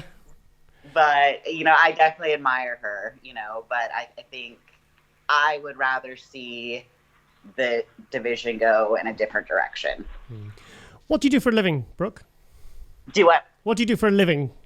I'm a personal trainer. Oh, wow. Funny Just that. like everybody. No, I'm a personal trainer. I manage a gym here in Arkansas. I do group training, fitness training. I do it all. Awesome. So, I was going to ask more personal stuff, and I was trying to think about what I could ask. But so you're from Texas? Yeah, I'm originally from Texas. I was born and raised right outside of Austin, Texas, in a small town called Lago Vista, which it means lake view. And I grew up on the water. I love the water. I went to the University of Central Arkansas here in Conway, Arkansas. And once I graduated, I just stayed. So I've been in Arkansas for, gosh, I don't know, 13 years now, 14 years. And I love it. I enjoy it. It's different. They call it the all-natural state, but it's beautiful. And we're behind a few years, maybe 10 years or so. But maybe that's a good thing. Yeah, I don't mind it at all. It's nice. I can go travel and live a fast-paced life, but then I can come home and kind of slow down a bit, which I really enjoy. So what do you like to do in your spare time then? When you have any. I'm a big homebody, so I enjoy being at home. I've got 3 dogs, and I'm just obsessed with them. So I enjoy spending time with my animals. And the nice thing about Arkansas is it is like an all-natural state. So there's so many different things to do outside, hiking, parks, and I enjoy that aspect as well. Awesome. Boating, being on the water, things like that. It sounds really nice. Sounds lovely. That's my jam. Yeah, I enjoy that. So who do you train with and who you coach by? So John Meadows is now my coach. Yeah. The best. We just started this year. And yeah, you're going to win shows. Yeah. Love John. Been just absolutely awesome. I do have a crazy schedule. So he's been just patient with me, very understanding, and just flexible with my schedule, which has been just great. And I always like to give credit to Jose Raymond too, because Jose is just, that's cool. I think a lot of times people will switch coaches, and Jose he's the person that originally kind of told me, like, you got to switch divisions. You got to do this. You're better than bikini, So I got to give him credit. He was phenomenal, obviously super, super knowledgeable, and just one of the best bodybuilders of all time, in my opinion. Very genuine. But I've been very pleased with John, and I think John is definitely going to get me to where I need to be this year. Good. So you say this year, what else are you going to be doing this year then? Come on, what are the shows you got planned? So a lot of people with the Shreveport show, the Optimum Classic, people were like, did you just jump into this show? And I kind of did yes and no, but I was so busy. I was traveling like every weekend for like 6 weeks out. I was gone every single weekend. Oh, gosh, yeah, that's not good. And I was on my feet. So I wanted to do the Optimum show, but I just wasn't sure how my body would look, because I was expediting events and it was just long weekends. So I really didn't know if I would do okay or look okay. So literally like the week before the show, I sent in my contract. I was like, yeah, we're going to do it. We're ready to rock, Wow. And I'm a very impulsive person. So that's not to say that I might not just jump into a show here in the next weeks coming up. But the show that I want to do and I'm aiming for is going to be the Phoenix Europa in August. Phoenix. Yeah. That'd be a good one. Thing is, if you get a win there, that's like, we just had Nathan Epler on the 212, and it's like his second show, he won the New York Pro. So you want to be going in, if you get a win, you want to be getting it at one of the really big shows, because I think it carries more weight, even though you have a qualification and another show, and there's no kind of, it's great. But if you go in and you win a big show like that, then really, it's like when Andrea Shaw won the Phoenix, and it's like, well, she's probably going to win the Olympia, because she's, Heck yeah. It's like, come on, yeah. So it's I'd be very excited to see you do that one, because I'm really like I said, I've been watching you, and I'm thinking, squinting and seeing the silhouette and the symmetry, and I'm thinking, yeah, she's hitting that ceiling of that real kind of top level, and I've seen ladies kind of just win shows and then literally go straight into top 3, top 5 of the Olympia. And when Jen, what was her name? Jen, the girl who got second at Olympia to Malakan. with her great shoulders. Jennifer, she won Tampa 2017. I forget her name now. So anyway, but like she went in and just went second at the Olympia, you know, and I think you're one of the ones that really could, you know, make a few tweaks, win Phoenix, and then I think you could be first call out at the Olympia. I've said it on camera, and I didn't know you, so all I was looking was based upon what I was seeing. So that's where I feel you are. You know what? This year feels so different for me because I feel like I'm just in the right spot mentally, physically, emotionally. My body feels good.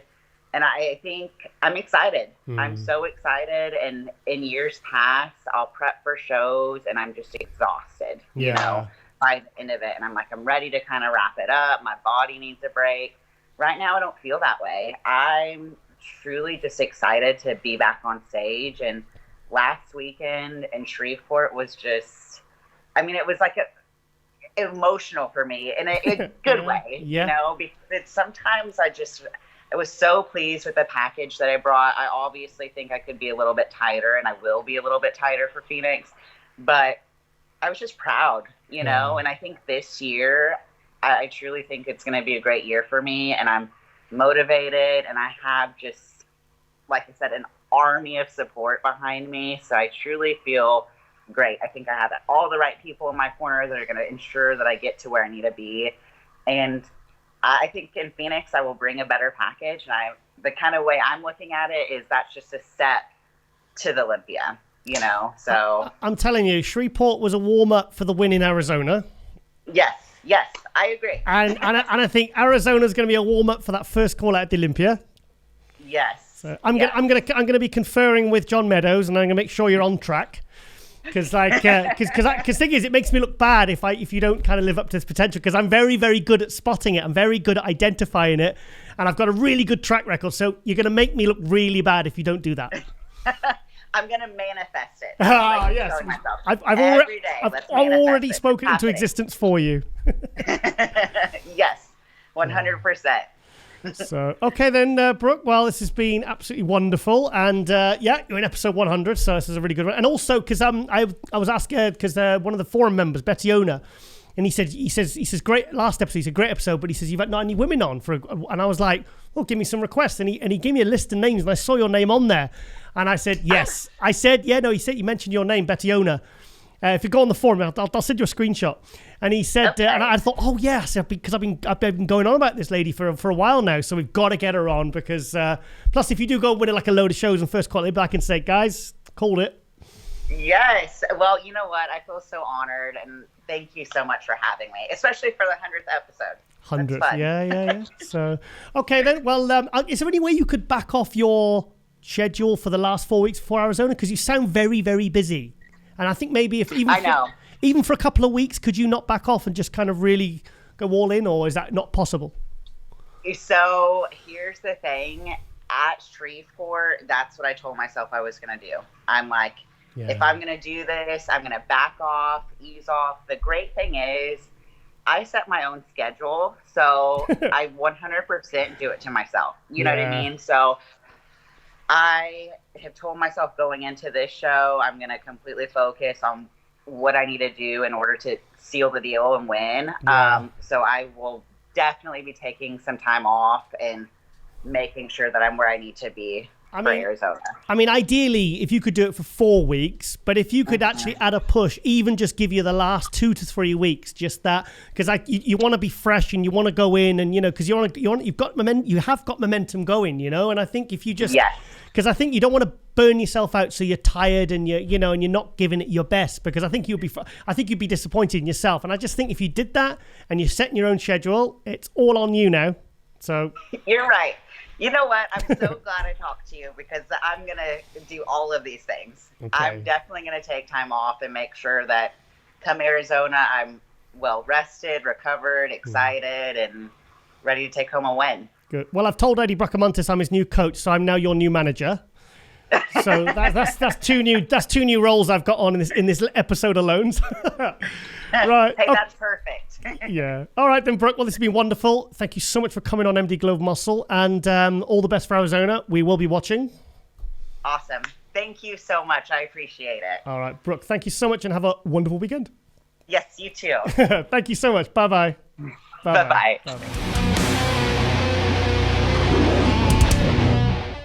And welcome back to MD Global Muscle here at the On the Rise Media Studio with me, your host, Giles Thomas. And joining us for this very special 100th episode, Eddie Bracamontes. Eddie! I made the 100th episode. Awesome. Yeah. I didn't tell you that before we started filming because I just wanted to tell you how significant that is. Because yeah, it is. It really is. Yeah. So Eddie, I thought you were actually at your hotel, but you said before we started filming you've actually driven back to San Diego because obviously you competed at the Cali Pro yesterday. Yes. So how are you feeling, mate? How did it go? Tell us about the whole show. The whole show was great. Muscle contests. Those guys do an awesome job. I've been doing their shows ever since I was an amateur at NPC. So I've been working with them a long time. So they're awesome crew. But I was really bummed. They only called the top 4 on the first call out, which I thought was strange because there was 10 guys. I thought maybe first 5 and then second 5, but they didn't do it that way. So top 4 got called out, and so when you don't hear your number in that top call out, it's a little discouraging. You kind of get punched in the stomach, but we're professionals and we learn how to deal with it. So I kind of, once the second call out came around and I was in the middle, I kind of had a good feeling I'd be 5th place, but I was still kind of forward to being compared to the other guys, just so I know where I stand, you know what I mean? Yeah. But taking 5th, it's awesome. It's a good feeling. Obviously a little higher would have been better, just because I've been 5th place before. I've been 4th place before. So I still haven't cracked that top 3, which is, the something that is on the radar, but maybe next time. It seems to be the Cali. A lot of Californian bodybuilders seem to do the Cali Pro specifically because apparently it's like I've heard it's like, that the John De La Rosas and the Victor Martinez all want to do the New York Pro. There's a real sense of pride of being the best bodybuilder in the California, because obviously San Diego, it's obviously close. So, is that why you specifically chose that show? Absolutely. One thing that a lot of people don't know, I won Mr. California in 2013 as an amateur. Wow! So you won the amateur. So it's a goal of mine. It'd be really cool if I can win that same show as a pro. I'd be the first one to do that. So that's kind of one of my goals to try to accomplish. So it's definitely a reason why I do that show. Yeah. So because I suppose that show really replaced the Pro Ironman, didn't it? Is that correct? Yes. Yeah. Correct. Yeah, they only had a couple pro shows over the years in California. I think they had the Golden State, which was Sacramento. Yes. And then maybe one other one, but they didn't last very long. So the California Pro, through muscle contest, John Lindsay, and then now the other guys, Tamer, now they're the ones going strong and really supporting pro bodybuilding, which, I can't thank them enough, because I guess I don't know why promoters are not really pushing pro bodybuilding as much here on the West Coast. It doesn't really make sense to me. You kept your prep very quiet. I didn't really know you were competing till I think about a week out, because I follow your social media and I didn't really see, nothing popped up that you were competing. So why did you keep it so quiet? Because I wanted to try something different. Just try to focus, keep my head down, and surprise everybody. Just kind of do that. I did the prep on my own this time. It's something that, I wanted to kind of just, leave the aceto nest, and I love him. He's a really good friend, but I just felt like I wanted to challenge myself and do it on my own. And so that's another reason why I kept it quiet. Oh, well, so that's why you kept it quiet, right? So what was it like prepping yourself? Because I'm from the era that everyone just prepped themselves, and very few people actually had coaches. And now we live in an era where anyone who's been training a couple of months and steps on stage, will have a prep coach, and a lot of them kind of blindly follow in. They don't question what they're doing. They just kind of get up there, and they've got someone to basically make every decision for them. So what was the reason? What was it like prepping yourself after all these years of working with other coaches? It was a great experience. It really it really forced me to, not like I didn't hold myself accountable before, but it's a different sense of accountability. Yeah. You know, because I wanted to be able to prove to myself that I can do it, you know, and nothing against having a coach, you know, that's great. I feel that it's all necessary, but it's just something at this point in my life and this point in my career that I wanted to try out, you know, and you know, I didn't place any better. So it's like, okay, well, now what do I do? I'm kind of on a crossroads right now if I should try it again on my own or what should I do? It's I still haven't decided, but overall it was a positive experience regardless of getting, you know, only the top 5 placing. I still was happy with the way things turned out. Did you learn much prepping yourself this time about your own body? Yeah, you know, I did learn that I definitely have to push a lot harder when I do cardio. Yeah, I kind of get complacent. So just little things, you know, like you really have to challenge yourself and not get acclimated to doing the same thing over and over and over again, because even though we've been doing this for years as professional bodybuilders, our bodies get accustomed to certain types of, you know, stress, you know, certain workouts. So when you don't have someone there, like keeping a close eye on you, you really have to look in the mirror and like look at pictures and say, okay, I got to change it up, or I got to work harder. I got to do this. I got to do that in order to continue to make improvements. So it is a greater sense of kind of responsibility for your own, you know, you hold yourself accountable and really keep yourself in line and keep yourself in check. So it's different. So what was the biggest change of, say, having someone like Chris Aceto prep you as to doing yourself? What did you change personally? I would have to say, gosh. More food, less cardio? I had more food. I definitely give myself a little more food. Yeah, I definitely did. You know, maybe that's probably one of the downfalls, because I did come in a little heavier and maybe not as efficient. You know, I still haven't got feedback yet from Tyler and the other judges, so I'm still going to do that, get feedback from them, and then make assessments from there. And if they told me that, you know, I need to be a little tighter, and then I know I made the mistake on eating more food. Yeah. You were definitely bigger, but I've definitely seen your conditioning from, certainly in the quads. I noticed in the quads you weren't as sharp. The thing is with you, you're someone that, when you do a season, I've seen you do multiple shows, and I've seen you actually get better the more shows you do. So are you maybe doing Puerto Rico or some other shows, or any eyeballing maybe one later in the year? Yeah, I have my eyes set on Puerto Rico. Good. So yeah, I'm going to do it. Good. So that's the next plan. Next step is in 4 weeks. You know, just take a couple of days off right now. Yeah. And then when I get home on Tuesday, just right back to the grind. Do you know what? In 4 weeks, you could, because you were a lot thicker, a lot bigger, but I think 4 weeks, and I think you could be at your absolute best ever. Thank you. Yeah, I definitely hope so. Bump that cardio up, mate. Yeah. So what were you weighing then? You know, I weighed in at 275. Wow, that's a big guy.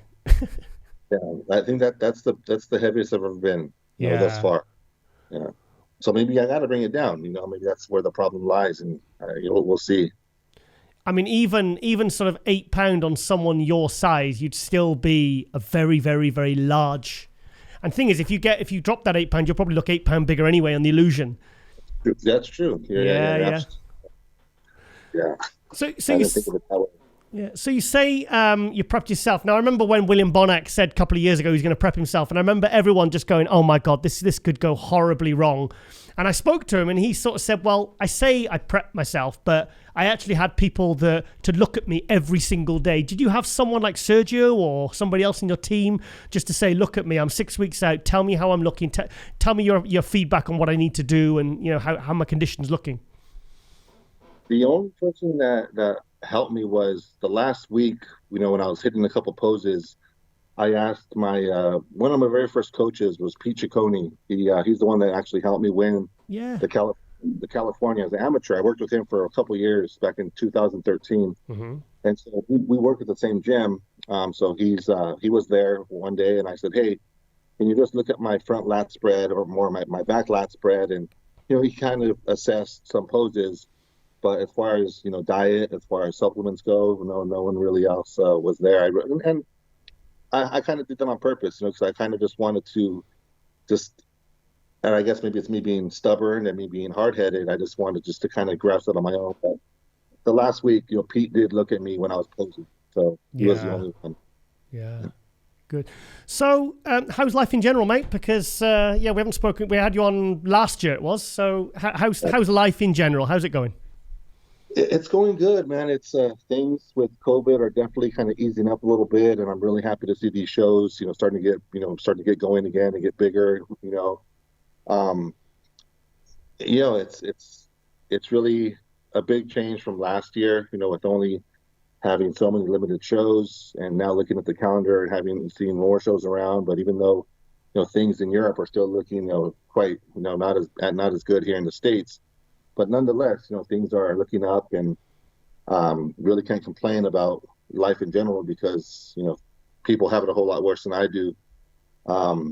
Speaking of which, like one of a good friend, I don't know if you heard, but Dusty Hanshaw, he's in really bad medical condition right now. So it's like, man, really think about it could happen to any one of us, just something like just a freak accident. Yeah. And so I really can't complain about what's going on in my life, when other people are having such a hard time. And if for those listening out there, if you guys can just kind of help Dusty out, he's a really good guy. There's a GoFundMe that's set up for him. He's just having a really tough situation right now, and he would never ask his own. But I just want to throw that out there. Every single one of us eventually is going to need help at some point in our lives. And I just feel it's like we should all stick together and help each other whenever we can. And Dusty's one of the really kind of the well-loved guys. He's one of those guys that really gives a lot, and his social media puts a lot of effort in, and he's kind of one of the most popular guys, really, isn't he, in terms of his social media and what he puts out. And so tell us what happened, because I read briefly on Instagram, but do you want to tell us what happened to him and why he's in this situation? Well, I just read the same thing. I didn't know anything that was going on until a couple of days ago. He just had an accident with some choking on some food, and he ruptured his esophagus. Oh no! And it led to so many other problems in recovery. And as of right now, I don't know what his status is, but he's it was looking pretty bad a few days ago. So hopefully it's cleared up by now. But he's still in the hospital. Yeah. Oh God. Yeah. Crazy. It's crazy. Yeah. Just choking on food. You never know. I knew a very, very good British bodybuilder in the early part of the millennium, the late 90s, and he choked on some chicken bone or something, and it did the same thing, and it effectively ended his bodybuilding career. Yeah. See, that's so unfortunate because, like you and I both said, Dusty's a great guy and gives so much to the bodybuilding world, and is really, really likable person. So I'm just hoping for the best for him. Yeah, me too. So I can't complain at all what's going on in my life, man. My life is good. And I'm blessed, blessed to be where I'm at right now. So thank God. So is business better now? Obviously, the COVID situation's better where you are? Yeah, things are loosening up. We still got to wear masks certain places, which I don't really care. And, even though if you get the vaccination, it's kind of, businesses have their own rules. So we just try to follow them whenever possible and just get along as human beings and, just do what we can to make things better, to continue to live our lives, Yeah, just got to adapt and get through it. And because I think things are kind of pretty okay in the UK now. I mean, for me, if life is kind of back to normal. I mean, I went out for food last night. The cinemas are open and the gyms are open, and it's like I don't really need much else than that, really. Yeah, right. The bare essentials. Bare essentials is all we need. But places like Italy and Spain, are they doing okay? I wasn't sure. I don't know. But like my dad lives in Cyprus. He's retired in Cyprus now. I can't get over because it's so tough with COVID. I mean, there's flights just aren't going because the cases are still bad. It varies from country to country. So it's just there's amber lists and red lists, and it changes kind of almost daily. Kind of like this whole thing. It's different. It's been so different all over the world, and things can change so much so quickly, better or worse. It's just one of those things. Yeah, I definitely feel it's still affecting. With a couple weeks ago with the New York Pro only having 10 guys, and I'm pretty sure it was because of COVID. A lot of international competitors, couldn't fly over because nobody there that you would normally see from other countries, from Canada, from other countries. They just didn't show up, which is very strange because the New York Pro, come on, that's one of the biggest shows to do.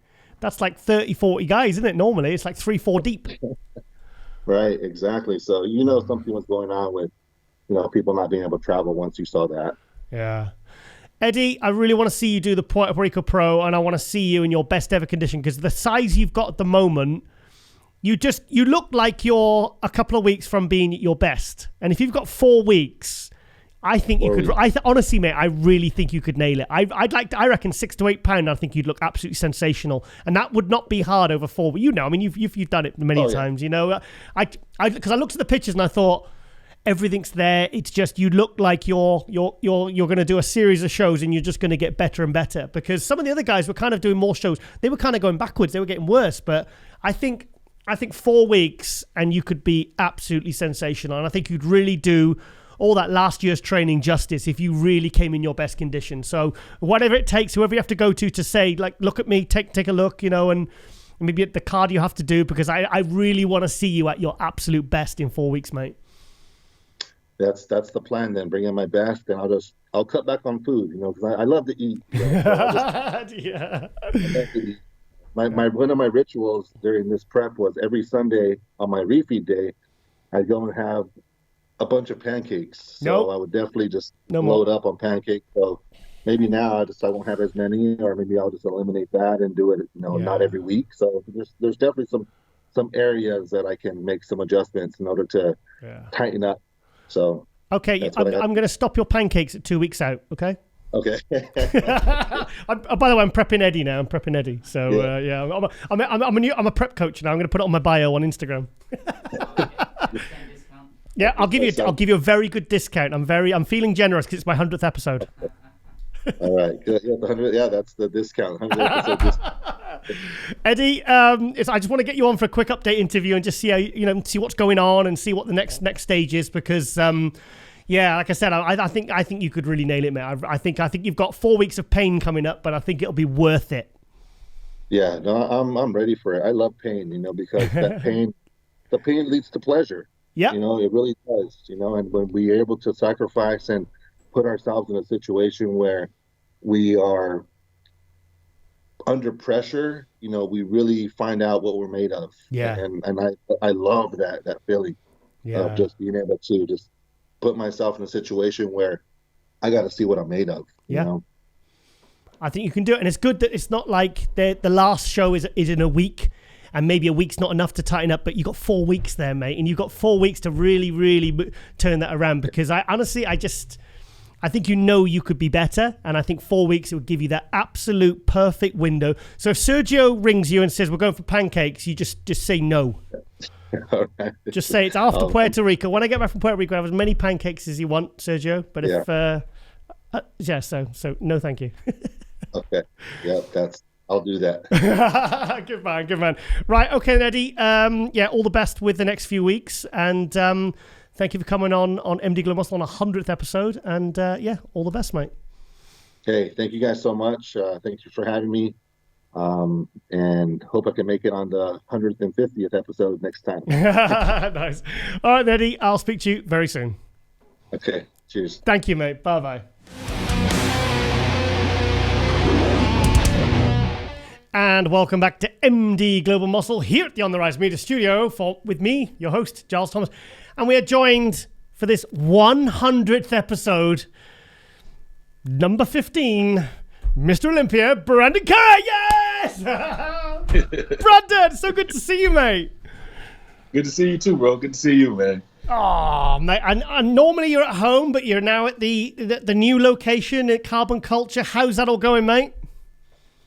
It's going good, man. It's Sunday. It's not too crazy busy around here. My office is right up here by the deadlift platform. So if they get in here working out, you hear some banging and some knocking. I kind of like that when I'm in the gym, but it's not good for interviews sometimes. it's getting me pumped up, mate. It's giving me a bit of I think it adds to the atmosphere. So Brandon, right? So now like the first time we had you on Global Muscle was, I think it was episode 5 back when we started, back in start of 2019. Mate, if you think about what's happened since then for you, for me, it's just, I mean, surely it just, does it make you stop and pinch yourself sometimes? Yeah, it's been a whirlwind, man. But you know that's how life is. You never know what it's gonna throw at you, and we just keep living, pushing, and pursuing what we're trying to attain. And I'm just fortunate I was able to reach that number one goal right there, is winning that Olympia that year. So I'm hoping for big things this year, but that's just what life is about. Pushing the limits, testing your boundaries, and learning as you go. Wow. I mean, really, like, I think the time we had you on the first time, I think you hadn't even won the Arnold yet. Obviously, because you won the Arnold Classic, you won the Olympia, so like, man, it blows my mind to think. And I'm not just talking about the Olympia title. I'm taking about, because I tell you what, hats off to you, mate. I tell you what, that you maximized you squeezed every last drop out of to maximize every opportunity you could whilst you were Mr. Olympia, mate. And you'll always be Mr. Olympia. You're one of only 16 men in existence. And it's like you really, really, capitalized on it. I think it's a real lesson there for other bodybuilders, Yeah, we only have a short time. We never know how long our window may be. So whenever I get opportunity, I try my best to be wise enough to capitalize on the things that are in front of me.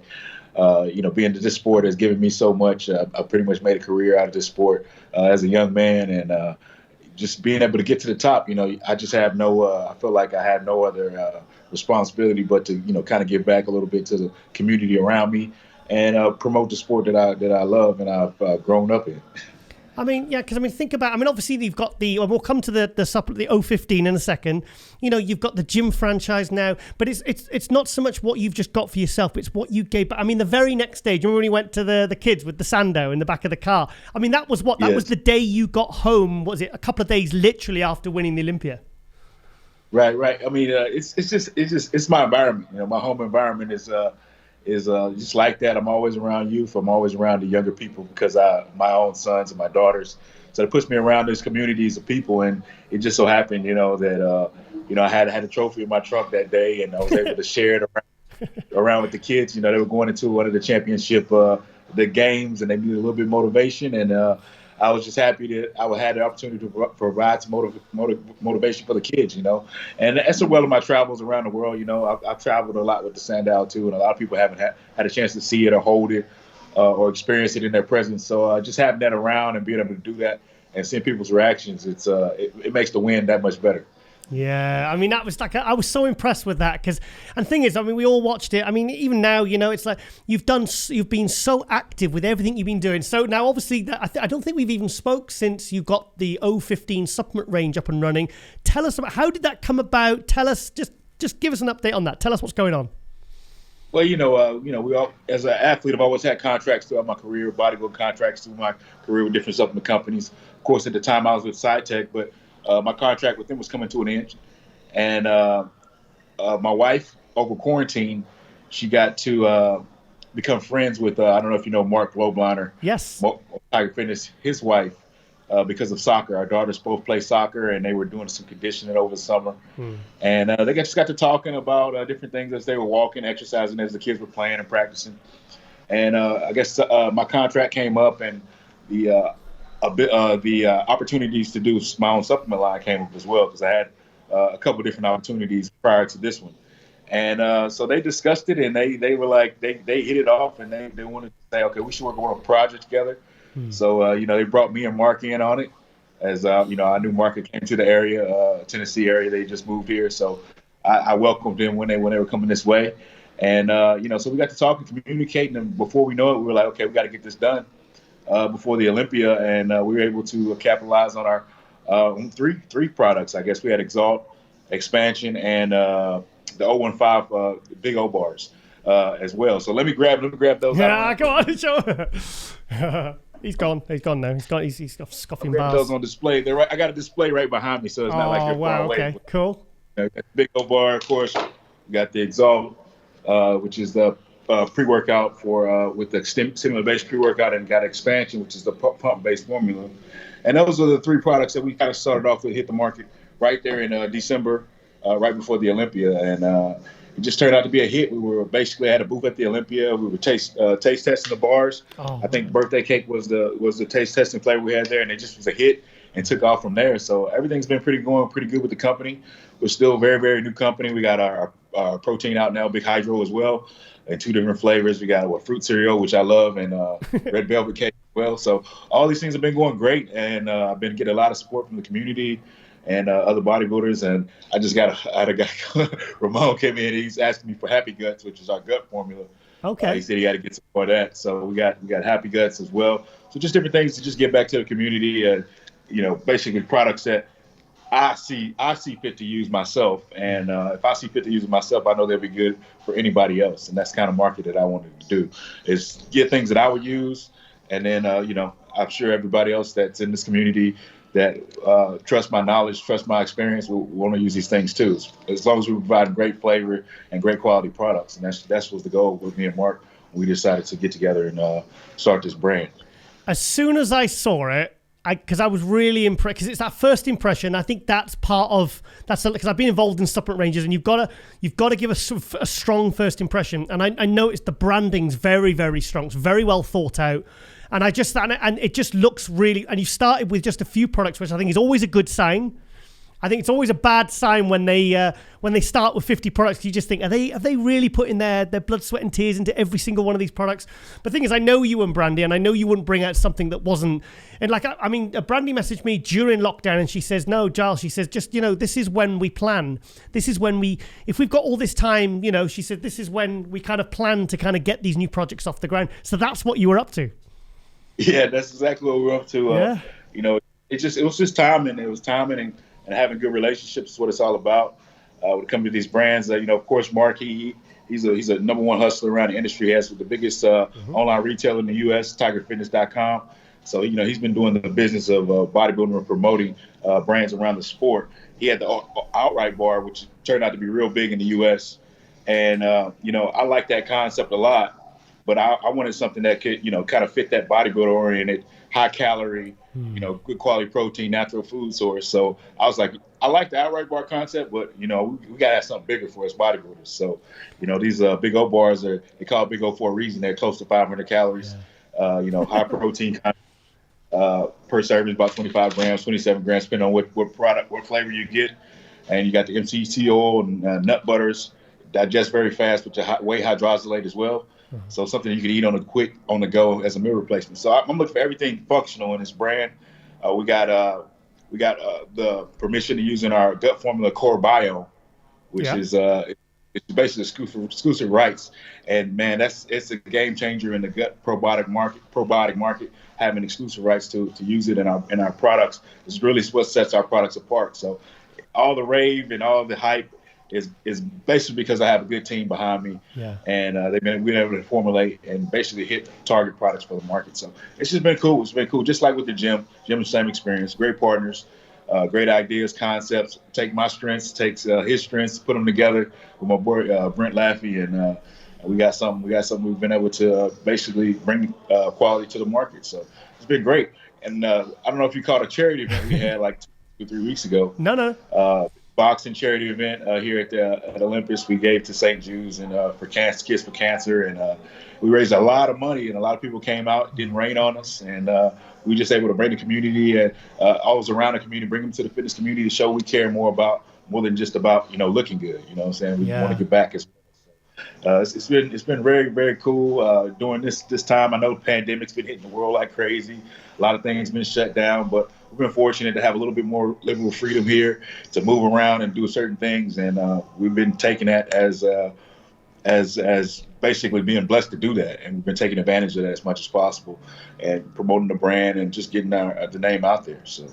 I mean, doing what you've done with that Olympia title, making these things happen. I mean, I bet Dan Solomon and the Pro League, I bet they're so happy to see a champion like yourself really sort of like, right, okay, it's a real lesson. Like Flex Lewis is another one. He's put his titles to good use. He's not just dependent on prize money or contracts. He's really kind of maximized it. And I think it's so good to see, man. And I'm so happy for you. But isn't it cool? Isn't it cool having your own range? Isn't it cool not? You know what I mean? Isn't it? It's the best thing, isn't it? Hands on. It's really cool. It's really awesome. It's really awesome, man. I learned from guys like Flex, learn from guys like Jay. You know, these guys motivate me. Yeah.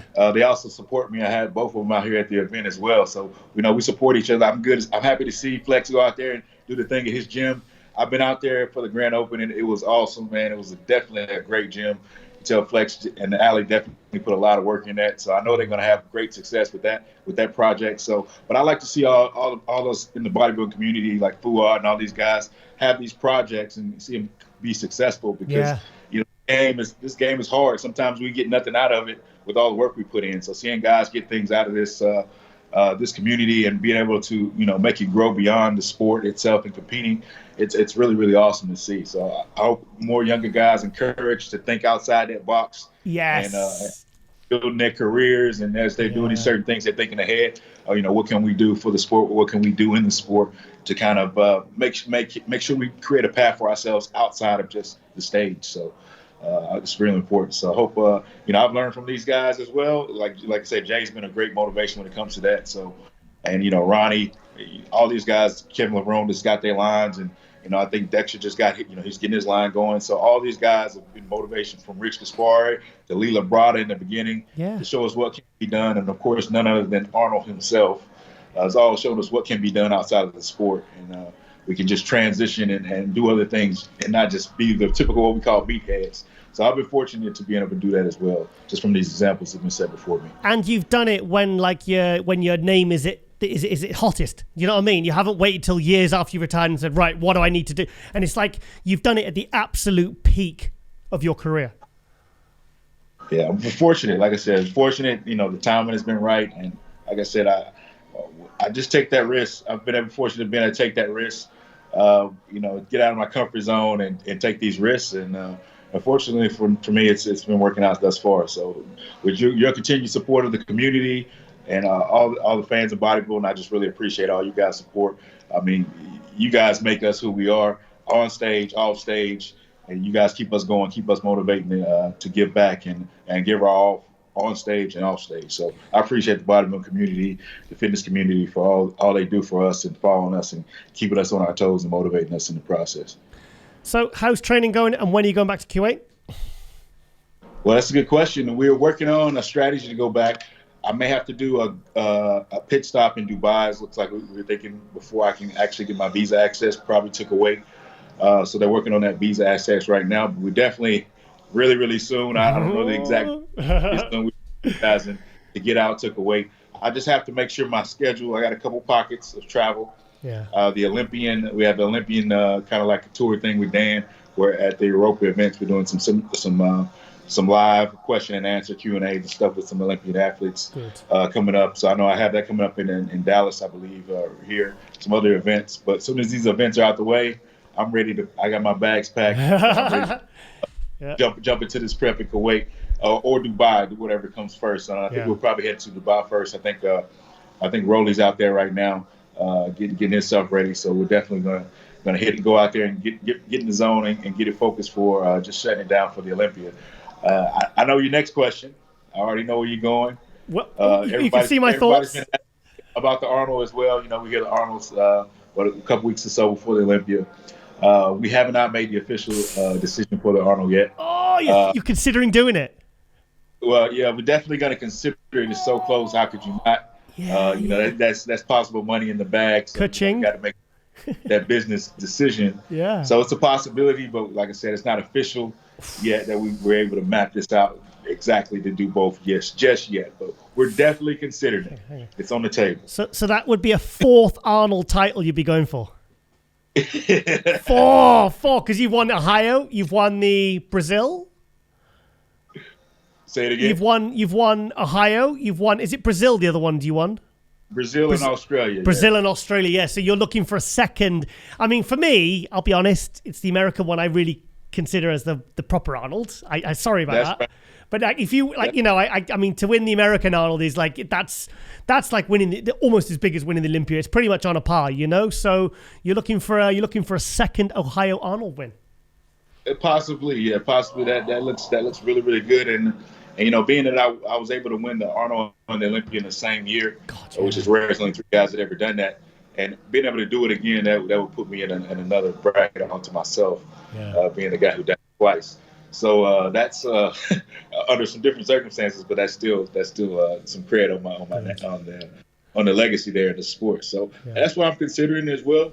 As long as we can map everything right, strategize right, it's definitely a possibility. But we're not going to give that away just yet. Oh, okay. Well, also, I think it's good that you're going back to Kuwait because you're obviously, your schedule, your life is a lot busier than it was 3 years ago. We think about the gyms, the supplement companies, everything that you're doing. I think it's important. The thing is, I've been watching you. You've still been staying on your track because you're still looking in good condition. You're still looking good. You've not gone completely off the board. You've not been focused on family and business. You've been focusing on all of it. You've managed to maintain I've been watching you. It's not like, okay, you really need to get out to Kuwait or Dubai now and start training and because I think it's a very good starting point for you when you go out there. Yeah, I mean, with Abdullah, watching me, his eyes on me, and him doing everything, we've been able to make some crazy things happen in a short period of time. People don't even remember, like when everybody was, 2007, we came on the scene for the New Zealand and the Arnold Australia. Our preparation for the New Zealand was nothing but 11 weeks, and we did off season and diet in that period of time. So when I was able to get in that zone and get in Kuwait, get around Abdullah, things just started happening and changed really, really fast. So we know what we can do in a window of time, and we just get around each other, get that energy going, and that just turn it up, and things just change and go and happen big. So we're planning on doing some big things this year. We're definitely hungry to win that title.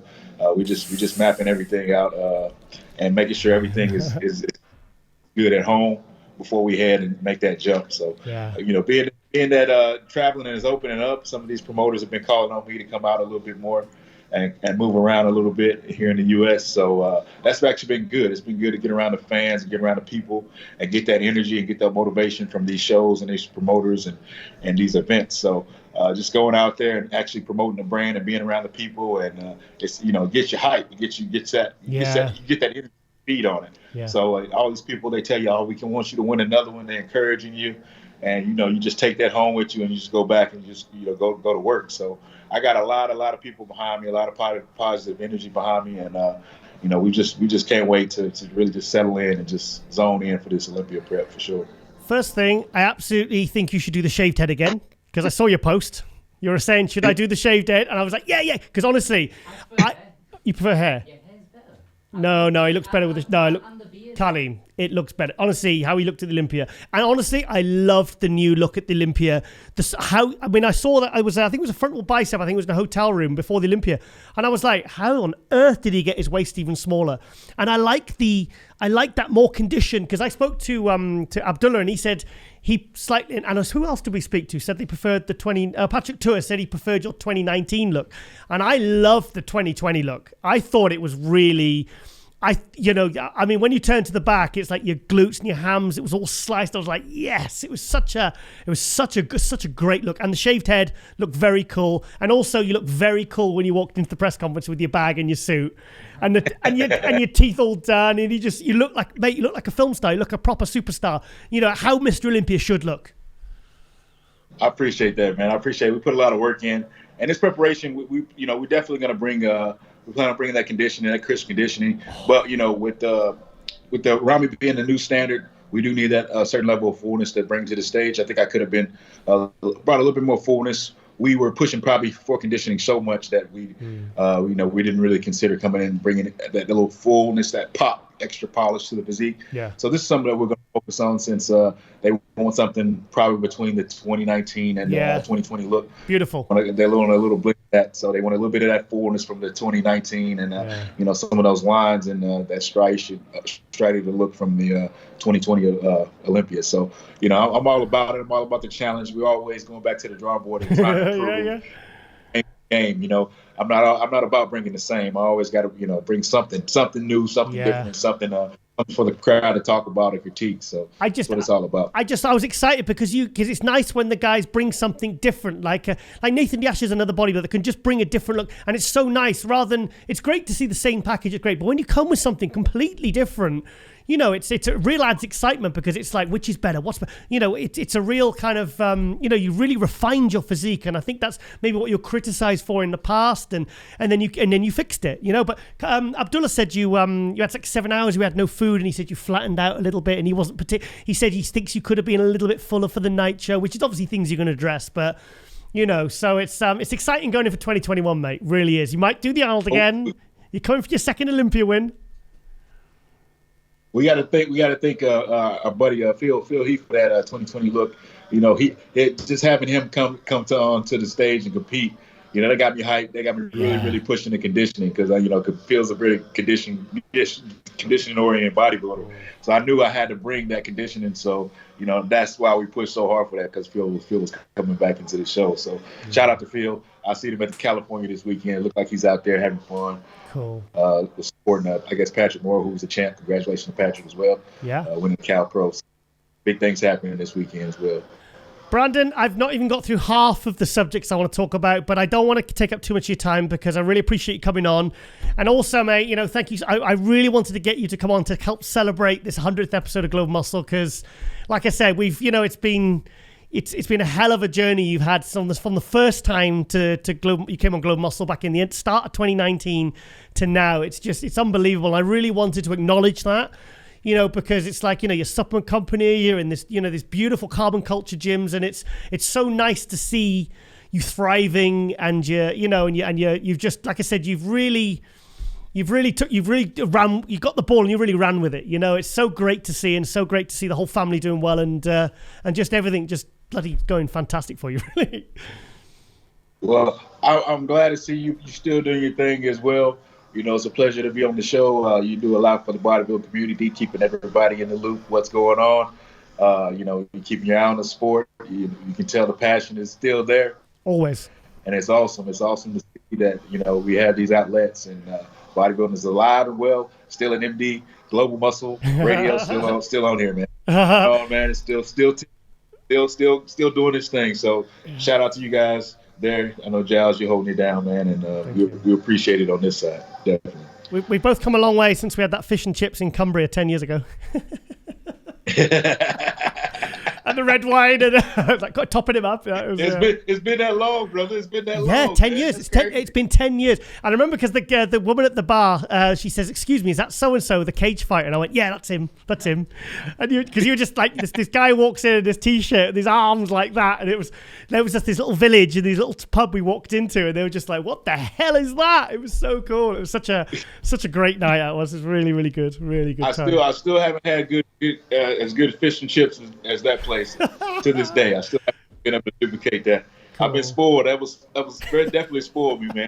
Every time I eat fish and chips, I'm ruined because of that place. Best place. Well, no fish and chips for you now until after the Olympia, mate. After you've won the Olympia, the Arnold, and also just in case we couldn't make this happen, I had little Brandon here to stand in. So see a little. Oh, you got my. Little Brandon was here as a stand-in, and.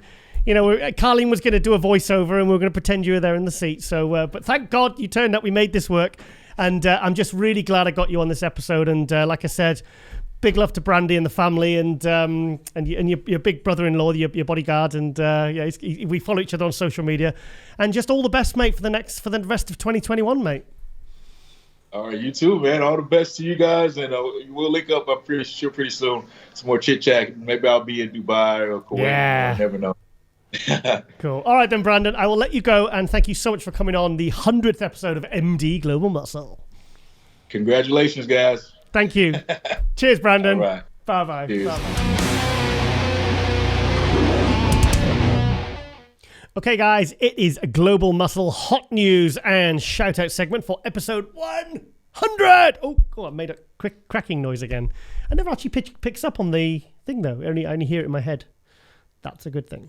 Right, okay, then who do we have in this hot news and shout-out segment? Right, I tell you what, this is someone that has been really, really popping up on a lot of people's radar. Why? That is Ian Valier. And as you pointed out in his profile, Kaleem, it tells you exactly how to say his name, because I'm imagining he put that because people are getting it wrong. Ian Valier. Ian. That's not how you say Ian.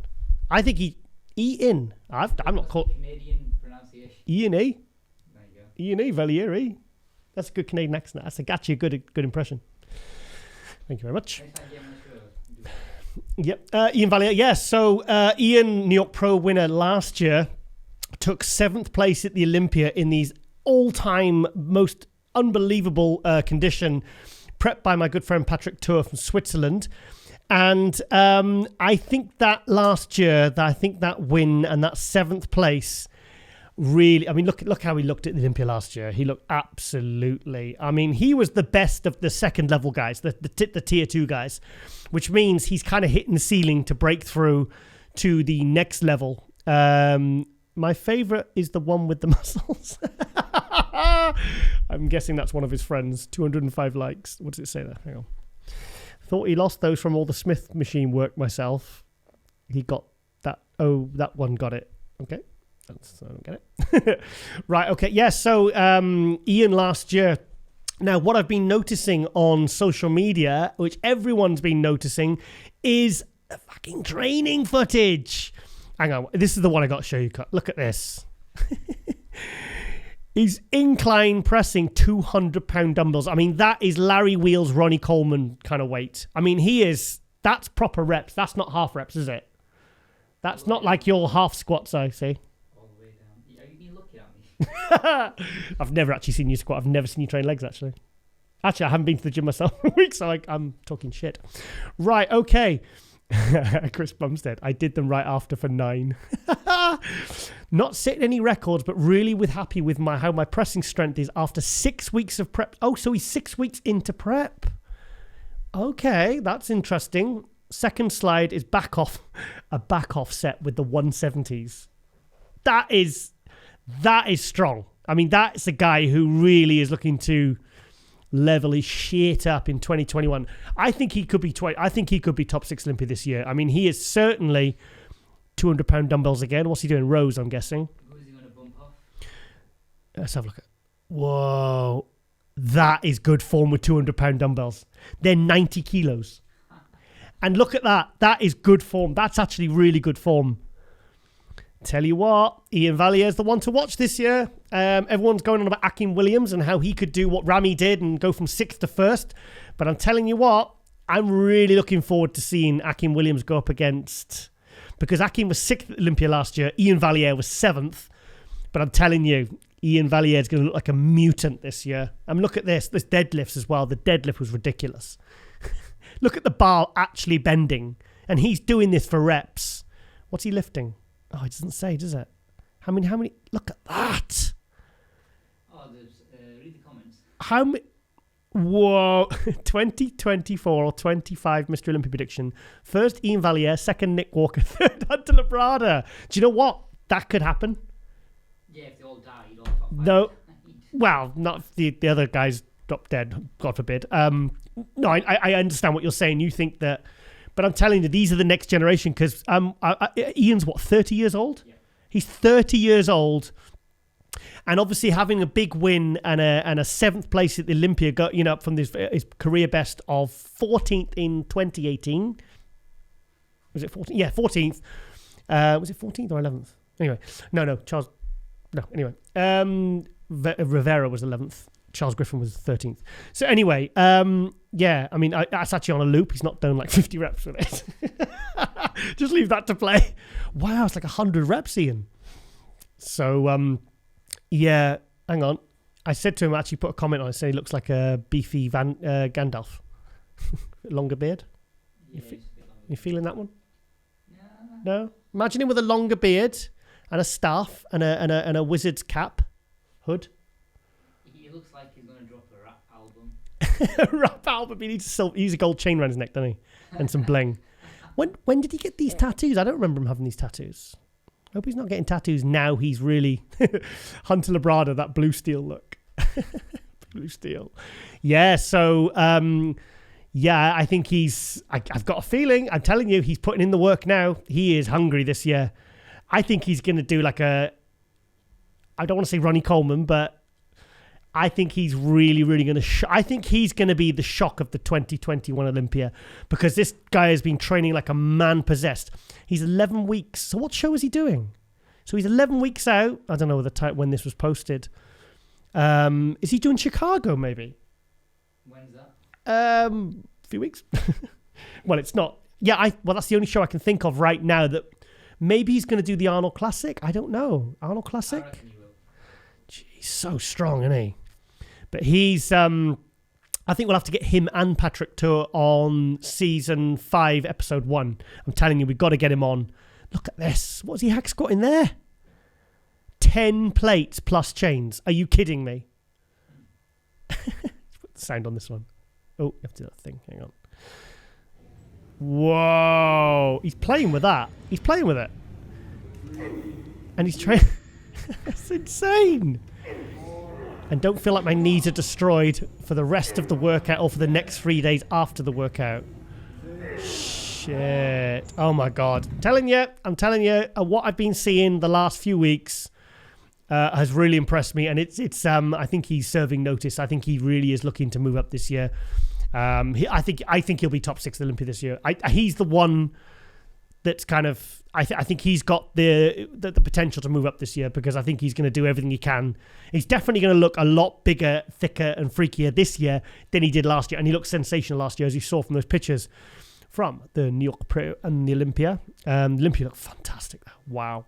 Fantastic. So obviously working with Patrick Tuor has been a very, very, very good move for him. Okay, let's see Bum. 2.6 million followers. Do you reckon he buys any? No, because he's got lots of Middle Eastern fans and European fans. Oh, okay. So yeah, I suppose, yeah. To be honest, I don't think he's the sort of guy that would. I mean, sometimes sponsors buy followers for you, you know. Yeah. So you could wake up and you'd have 50,000 extra followers and you think, oh, wow, you've just done a show. You just win the Olympia or something and you wake up with 100,000 extra followers. You know, it's like £1,000. 1,000, but well, yeah, but sponsors will pay that. Per 50. Sponsors will pay that because they see the value in it. I actually hate the whole bought followers thing. I've never done it. So why did I bring up Chris? Oh yeah, because obviously friends with he's related technically to Ian Valliere. And prepped. Ian Valliere preps Chris Bumstead. Chris Bumstead Ian Valliere is with Chris Bumstead's sister, Melissa Bumstead. So they're all part of the same family, they're all in the same region. But I saw Chris. I think Chris is going to level up again this year. So how many? 7? I think I feel a 7-plate deadlift coming soon. Hang on, he posted a video. Hang on, is this a video? Hang on, let's press this arrow here. No, it's just pictures. Okay, there we are. This is the video. 1.1 million views. Yeah, they ain't fake plates. So what's that? So that is 6 plates for 7 reps. That's £585. And that's a classic guy lifting that, not even an open guy. His back's going to be even better this year, because, I mean, what Chris Bumstead did last year was mind-blowing. With what he did with his back and his arms and his overall physique, I mean, it was questionable, the win the year before, and he brought something that was like 5 years apart when he won his 2nd Olympia title last year. So what do you say? Read the comments. Beast. Who's the short kid recording in the back? Some little guy in the gym just having a sly record. Please don't set down the weight that hard. There are people trying to curl 5s with gloves on and you're distracted. Oh, nice one. Yeah, do you know what I like about Chris? He's got a very good sense of humour. And he attracts people with a good sense of humour as well, because I think they relate to him. Dad? I'm gonna have a proper look through this later. So I think and Chris, this is what he looked like at the 2020 Olympia last year. Absolutely clear winner. I mean, that's what the classic class was designed for. He looks sensational there. When he came on Globe Muscle back in a few months ago, I'm sure he said he's still got a few pounds before he reaches the limit. Yep. So if he could bring, I think the way he's training now and that whole mindset and that work ethic that him and the Team Valliere, Team Bumstead team have got, I think he's going to be on the limit this year. I think he's going to want to bring a slightly thicker package, because don't forget, he turned pro as a super heavyweight at the Canadian Nationals. So, yeah, I'm really excited to see what he brings this year. I mean, to be honest, he only has to bring, he only has to bring that again to hold on to the title, but you never know what the Terence Ruffins and what the other guys are. So you can't stand still in this industry. You've got to keep moving forward. We like Chris. I'm so happy to get him on the show. Look at that.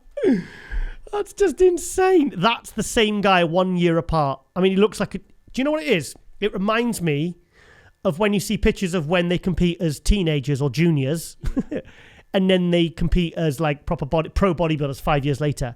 And that is, Khalid, that's 1 year apart.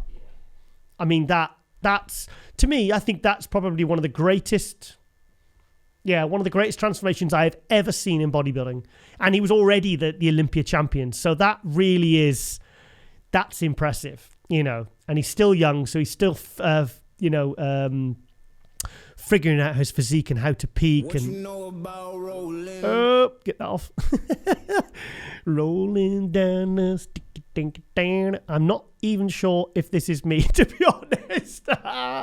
Wow, I love that pose. Yeah, he's awesome. Yeah, and do you know what I think about Chris Bumstead? I think even the open bodybuilding fans could really appreciate someone like him. The way he trains and his work ethic and his physique that he brings. I think, you don't even have to be a classic fan to be able to appreciate and respect someone's physique like that. Right, okay then. Next one we go to is Sulio's.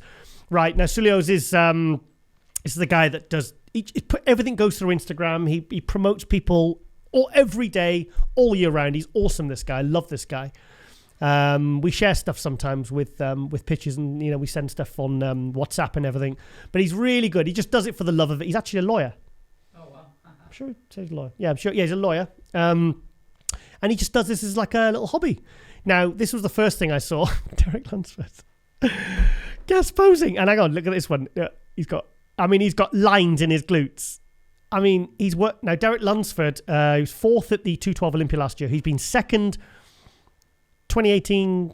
I want to say, no, he's 5th in 2017, 2nd in 2018 to Flex Lewis, 2nd in 2019 to Kamal, and then he was dropped down to 4th place last year behind George Peterson, Sean Clarida, and Kamal. Kamal was 2nd. Sean Clarida, obviously the new 212 champion. And now he started working with Hani Rambod. And to be honest, when I saw these, actually saw some other pictures, I messaged him and I said, "Oh, you're obviously moving up to open." And he says, "No, I'm still doing 212. So, I mean, I don't know what he weighs there, but I mean, I'm guessing 225, no, more. He's more than that there. I reckon he's probably about 230, 235 there. He has to be. I mean, he's too freaky. Yeah. He's got to be going at open class, right? Sheesh. I mean, look at that. But you know what? This is the next pose. Look at this one. No, not this one. That's impressive. Not this one. That. Look at that. Can you put a green filter on him, please? And some big Lou Ferrigno eyebrows, please.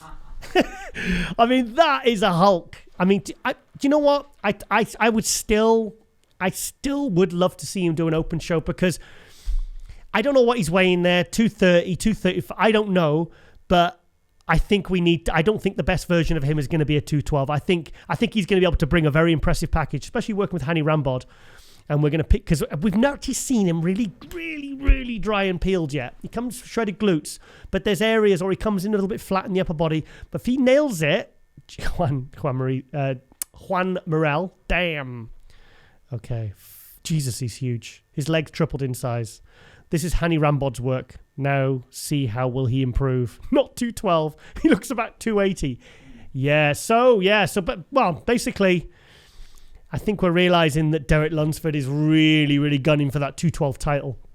And he really wants to get back up into that winner's circle. And, because obviously he did 5th, 2nd, 4th, and maybe inspired, I don't know. These guys, the thing is, these young guys are so hungry. And sometimes dropping down really gives him a kick up the arse, and he's obviously teamed up with Hani Rambod now. So this is going to be really exciting to see what he brings to the Olympia this year. I'm really, really looking forward to this one. Right, okay, then we're going to bring up some California, the Cali Pro. There's not much on here, actually, from the Cali Pro. So there's the top 4. So you got Hassan Mustafa there. I was disappointed with what he brought, to be honest. Sorry? I know. I mean, they all look great in that picture, to be honest. Hassan doesn't look out of condition there, which he wasn't as good as he was at New York Pro. That's the thing. He's in good shape. He's in great shape. But I think we expected him to be better than he was at the New York Pro. Here's Shaban, who told us last week on Global Muscle that he was 245 pounds. I like the guy. I think he's an absolute monster. He's a freak. But I don't like the lack of separation. I think there's a little bit of shine there going there. I think there's some skullduggery afoot. But I think I think his physique would improve greatly. His legs are shredded. His legs are ripped to bits there. But I think he would definitely benefit from. I mean, look at the difference there between the arm there, and then look at someone like Patrick with that kind of the delt tie-ins and the tricep. Look, everything's sharp and detailed, and imagine that detail on that thickness. Because as you can see, Shaban is a lot bigger than Patrick Moore, but he's not as good as Patrick Moore because Patrick Moore beat him. So Mohamed El Imam, I think, looked better at the. He looked better at the Indy, and then he didn't look quite as good as New York Pro, and then he doesn't look quite as good again here. But, okay, some of the shots. Yeah, he needs to sort his midsection out. There's very shallow abs. But Jay Cutler had shallow abs, and he managed to see. Yeah, Hassan's stomach looks very flat there. Very flat. Yeah, he's good. This Shaban's good, mind. He's very good. But he's still not there. Everything's there size-wise. The proportions, the waist looks kind of nice and tight. But, he really needs to work on his muscle quality and separation. So I don't know what he's doing, whether he can fix that. Patrick Moore's legs, they're definitely up. They're not a glaring weakness. They still need to come up like everything else does. But he's definitely showing improvements over last year. Two different body parts. Yeah. I like his side tricep. I mean, Patrick Moore's side tricep is a showstopper. I think that looks, the way the midsection just kind of looks like it looks amazing. That's a fantastic shot for him. He wins that one. Mind you, old Hassan looks good, doesn't he? Looks very good. I think looks really good. What do you think? I can't really tell from these pictures. I know. We'll bring some video up. Mohammed looks good there.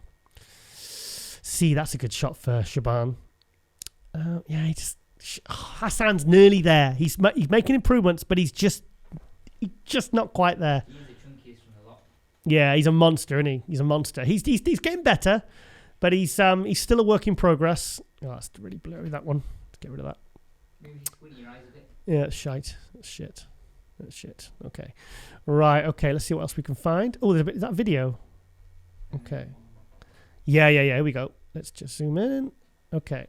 Is it not that clear, but it's not too bad. Right, okay, so this is obviously the first call. I'm assuming this is the first call out with the top four. This is what Eddie Bracamontes told us. He said they called out the first four and then the next 4 or 5. Yeah, Hassan's lost a bit of fullness around the chest, isn't it? Yeah, his upper body looks deflated from what it looked like at the New York Pro. I think he looked fresher and fuller at the New York Pro. Shaban looks great here. Yeah, he looks good. Definitely up in size than he was last year. Patrick looks good. Looks very good.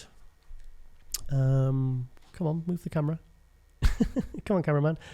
See, Mohammed has got so much potential, but he's definitely not as good as he was at the Indy.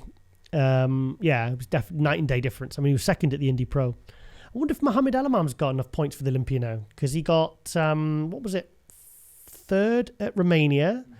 He got 2nd at Indy, and then he took 5th place at the New York Pro. So I'd imagine he'd have accrued quite a lot of points. Right, okay, it's not the best video quality, but you kind of get the idea. Okay, let's get that off. Right, okay, what else? What else is there? Oh, shit. Right, okay. I always like looking at Sulio's because he's pretty... I tell you, he was looking good. Joe Mackey. Remember we had Joe Mackey on? Yeah. Look at the size of him now. 284 pounds, and he's 8 weeks out. Chicago. That's what they're going for. That's the next big show everyone's going for. I think Sergio's doing that one. Who did I just say? Who was just on before? Who's just Ian Valliere? Joe Mackey. Look, I mean, he is. I've seen him being put in because he needed a thicker chest and back when he competed last year. He didn't place that well. Sorry.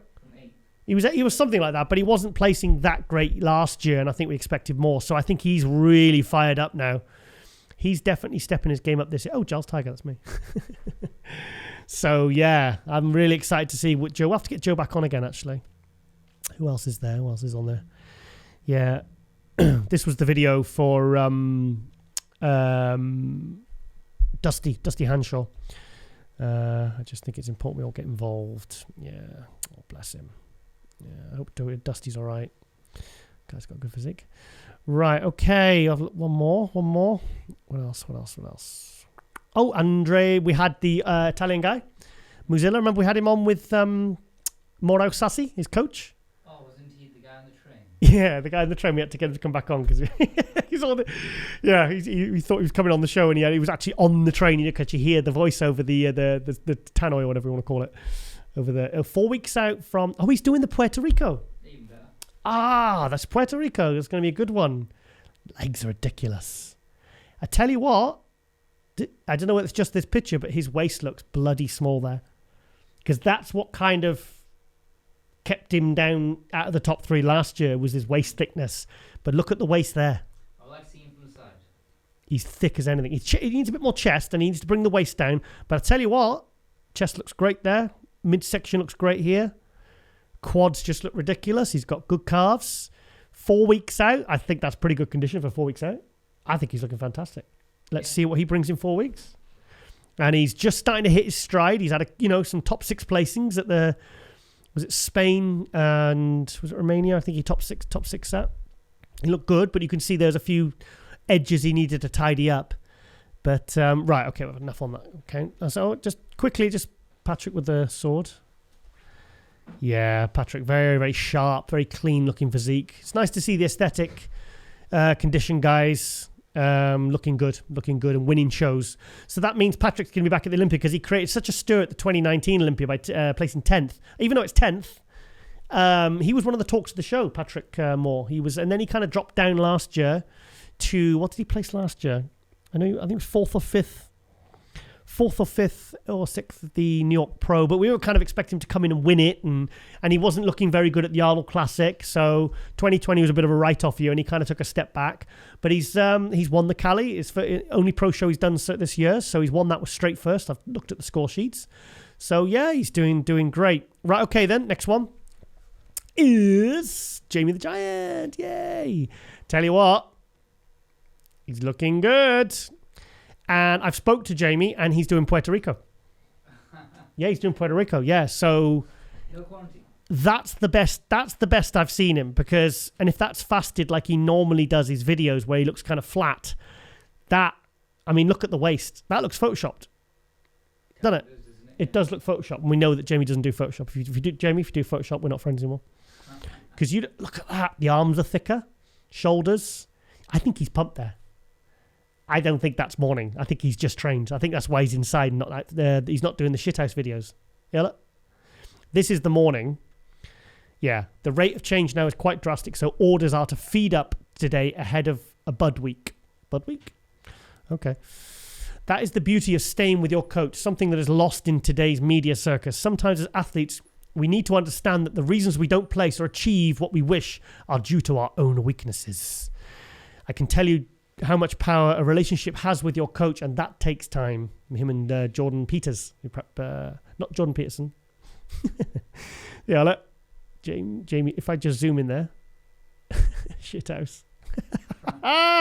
He's looking sharp. I tell you what, I'd be very, very happy looking in that kind of condition 4 weeks out. I just hope he's made some gains from, which I think he has. I'm sure he said he was up. Some of his morning videos, I think he's about 300 pounds, where he'd normally be 290 or something. But he's definitely, I forget the post. I'm try and find it. Yeah, see the glutes are shredded 4 weeks out, hamstrings detailed. He's looking very, very good. And thing is, he's big, he's white, he's tall, he's heavy, but he's also got a very, very aesthetic physique. So I think it looks absolutely tremendous there. The arms look thicker in that picture anyway, but because his arms were a bit of a weakness before. But they're Mark Hector. I don't know what Mark Hector's doing, actually. We'll have to get him on. Yeah, he's just trained there and he's pumped. 6 weeks out, flights and hotels booked, registered for the competition. So that is the Puerto Rico Pro. I wonder if he's doing any more afterwards. Because we were trying to get him an invite for the Arnold, weren't we? Because we thought the Arnold was going to... But the Arnold's been put back to September now. I tell you what, I wouldn't mind seeing Jamie do the Arnold Classic and the British Arnold. That'd be pretty good. That'd be cool. Because... I'm liking what I'm seeing here. I think he looks really, really good. To see some training. Is that training footage or? Okay, can we put music on this or? No, but best Oh, please. Just give me 1 second. Every aspect of my life. Yeah. Sleep, the rest, the cycle, Yeah, listen to this. training, the food, everything revolves Ta-da. around this. So when you look at someone like me and you ask them why they've progressed so quickly or so well over the Come on, past Jamie. few years, don't look at them at their best. Look at them at their worst. Yeah, look And at their worst, You yeah. realise that their worst is very much likely better than your best. Go on, Jamie! At your worst. Yes.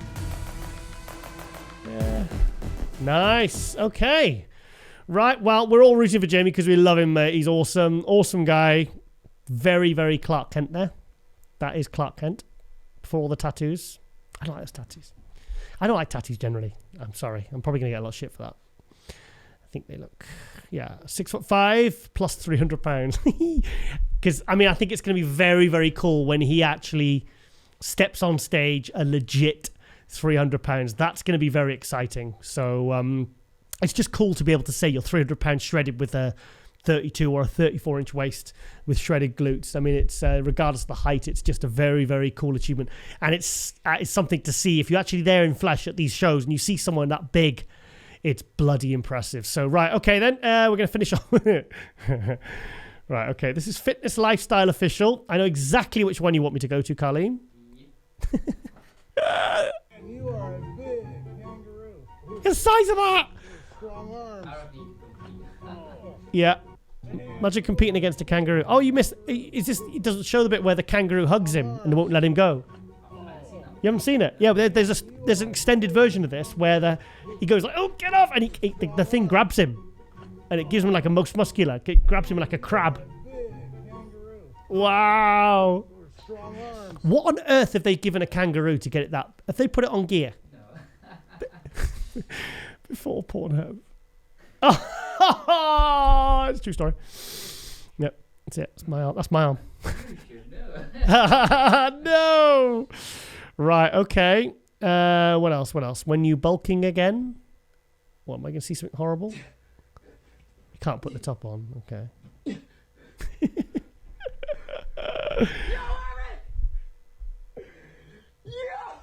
Okay. Come on, Carleen, pick one. Keep going. Oh, I saw the Spider-Man. Oh, this is Ronnie Coleman walking in. Can you imagine if you just walk past that? A mere... I mean, that doesn't even look human, does it? You just get up. We'll Look at the face. Look at the face. Holy shit. Look at Ronnie. Ronnie's... Are we ever going to see another Ronnie again? Do you think we'll ever see someone that big, strong, and impressive? Like that kind of athlete. Are we ever going to see the likes of it again? I mean, look at that. It's just... The guy just lived to train. He's just a monster, isn't he? He's just a monster. Right, the thing is real. Oh, come on. Who's this guy? I've seen that guy so many times. I don't know that guy. Whoa, that's a veiny head. They call it brain day. Brain what? Brain day. Brain day. The head looks like a brain, so you need to do the workout. This is cool. Look at this. I mean, that's impressive. That's impressive. Yeah, that's very impressive. Okay, I'm bored of that now. Come on, one more. One more. Keep going down. You going down or up? Down. Oh, down. Keep going. Down. Come on, I'm getting bored now. I really want to see it. What? Which one?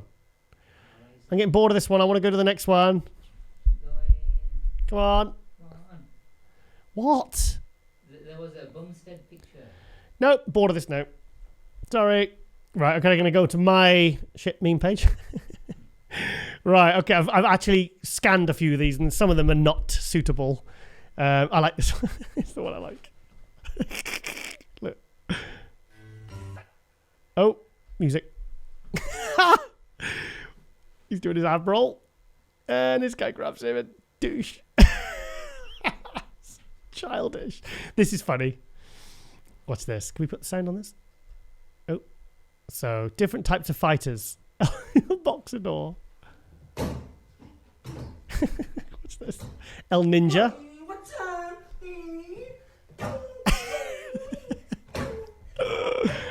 This. Conor McGregor. What? the hell? Look at the footwork. Oh, brilliant. Brilliant. Right, okay. One more. Come on, Kalim, help me out. Come on. They look funny though. I know, they look funny, do they? Up. What the hell's going on with her? I don't know. Up. One. What? That one. Oh, look at his nose! Oh, I don't like that stuff. I don't like that. Top, middle. That one. Yeah. Okay. No, that one. This one. Oh, this is funny. I saw this one. Look. Accidentally cheated on my diet. It doesn't count, right? So when you say I accidentally cheated on my diet, what? So the food just accidentally fell in your mouth, did it? Yeah. This is what coaches have to put up with, this kind of bullshit. So obviously they've done this as a... So what, the food accidentally fell in your face, did it? You scroll down. So, what? Keep going. I'm sure there's a Bumstead one. Bumstead. On this one? Yeah, I'm sure there was. Okay. Oh, there you go. The Indian one. Indian one. Okay, we'll take the sound off. Canada versus India. Oh, what is that? Oh my god, it's junk. Oh, okay, we'll get it off. No, I don't know what's this. This is too stupid. This is too silly. Bumstead commented. Did he? Yeah. What did he say? Don't underestimate Indian bodybuilding. Oh, I just saw somebody get kicked there. What happened there? Oh. Okay, what happened? Work smarter, not harder. Right, okay, I'm bored of this now. Right, okay. Okay, that is, what's it called? Shredded.union. Right, okay then, guys. Well, that was the end of episode 100. That is, yeah, that's just quite an achievement, really. I feel very proud of. Sorry? Wipe a tear away. Sorry, yeah, wipe a tear away. Yeah, no, it's been a hell of a ride, and hopefully we're going to do another 100, and long may the show continue. But yeah, I just want to thank everyone that's watched and supported and commented, and obviously to MD for supporting us and funding the show and giving us the room to kind of grow it and make it as good as we can possibly make it, so we can support all the athletes and the promoters, and we try to make this show as varied and as interesting as possible. So like I said, we appreciate all the feedback. And of course, we appreciate all the views. Right, okay, guys, it has been 100 episodes of MD Global Muscle. I'd like to thank you all. And guys, thank you for watching. Thank you for supporting. And we are out.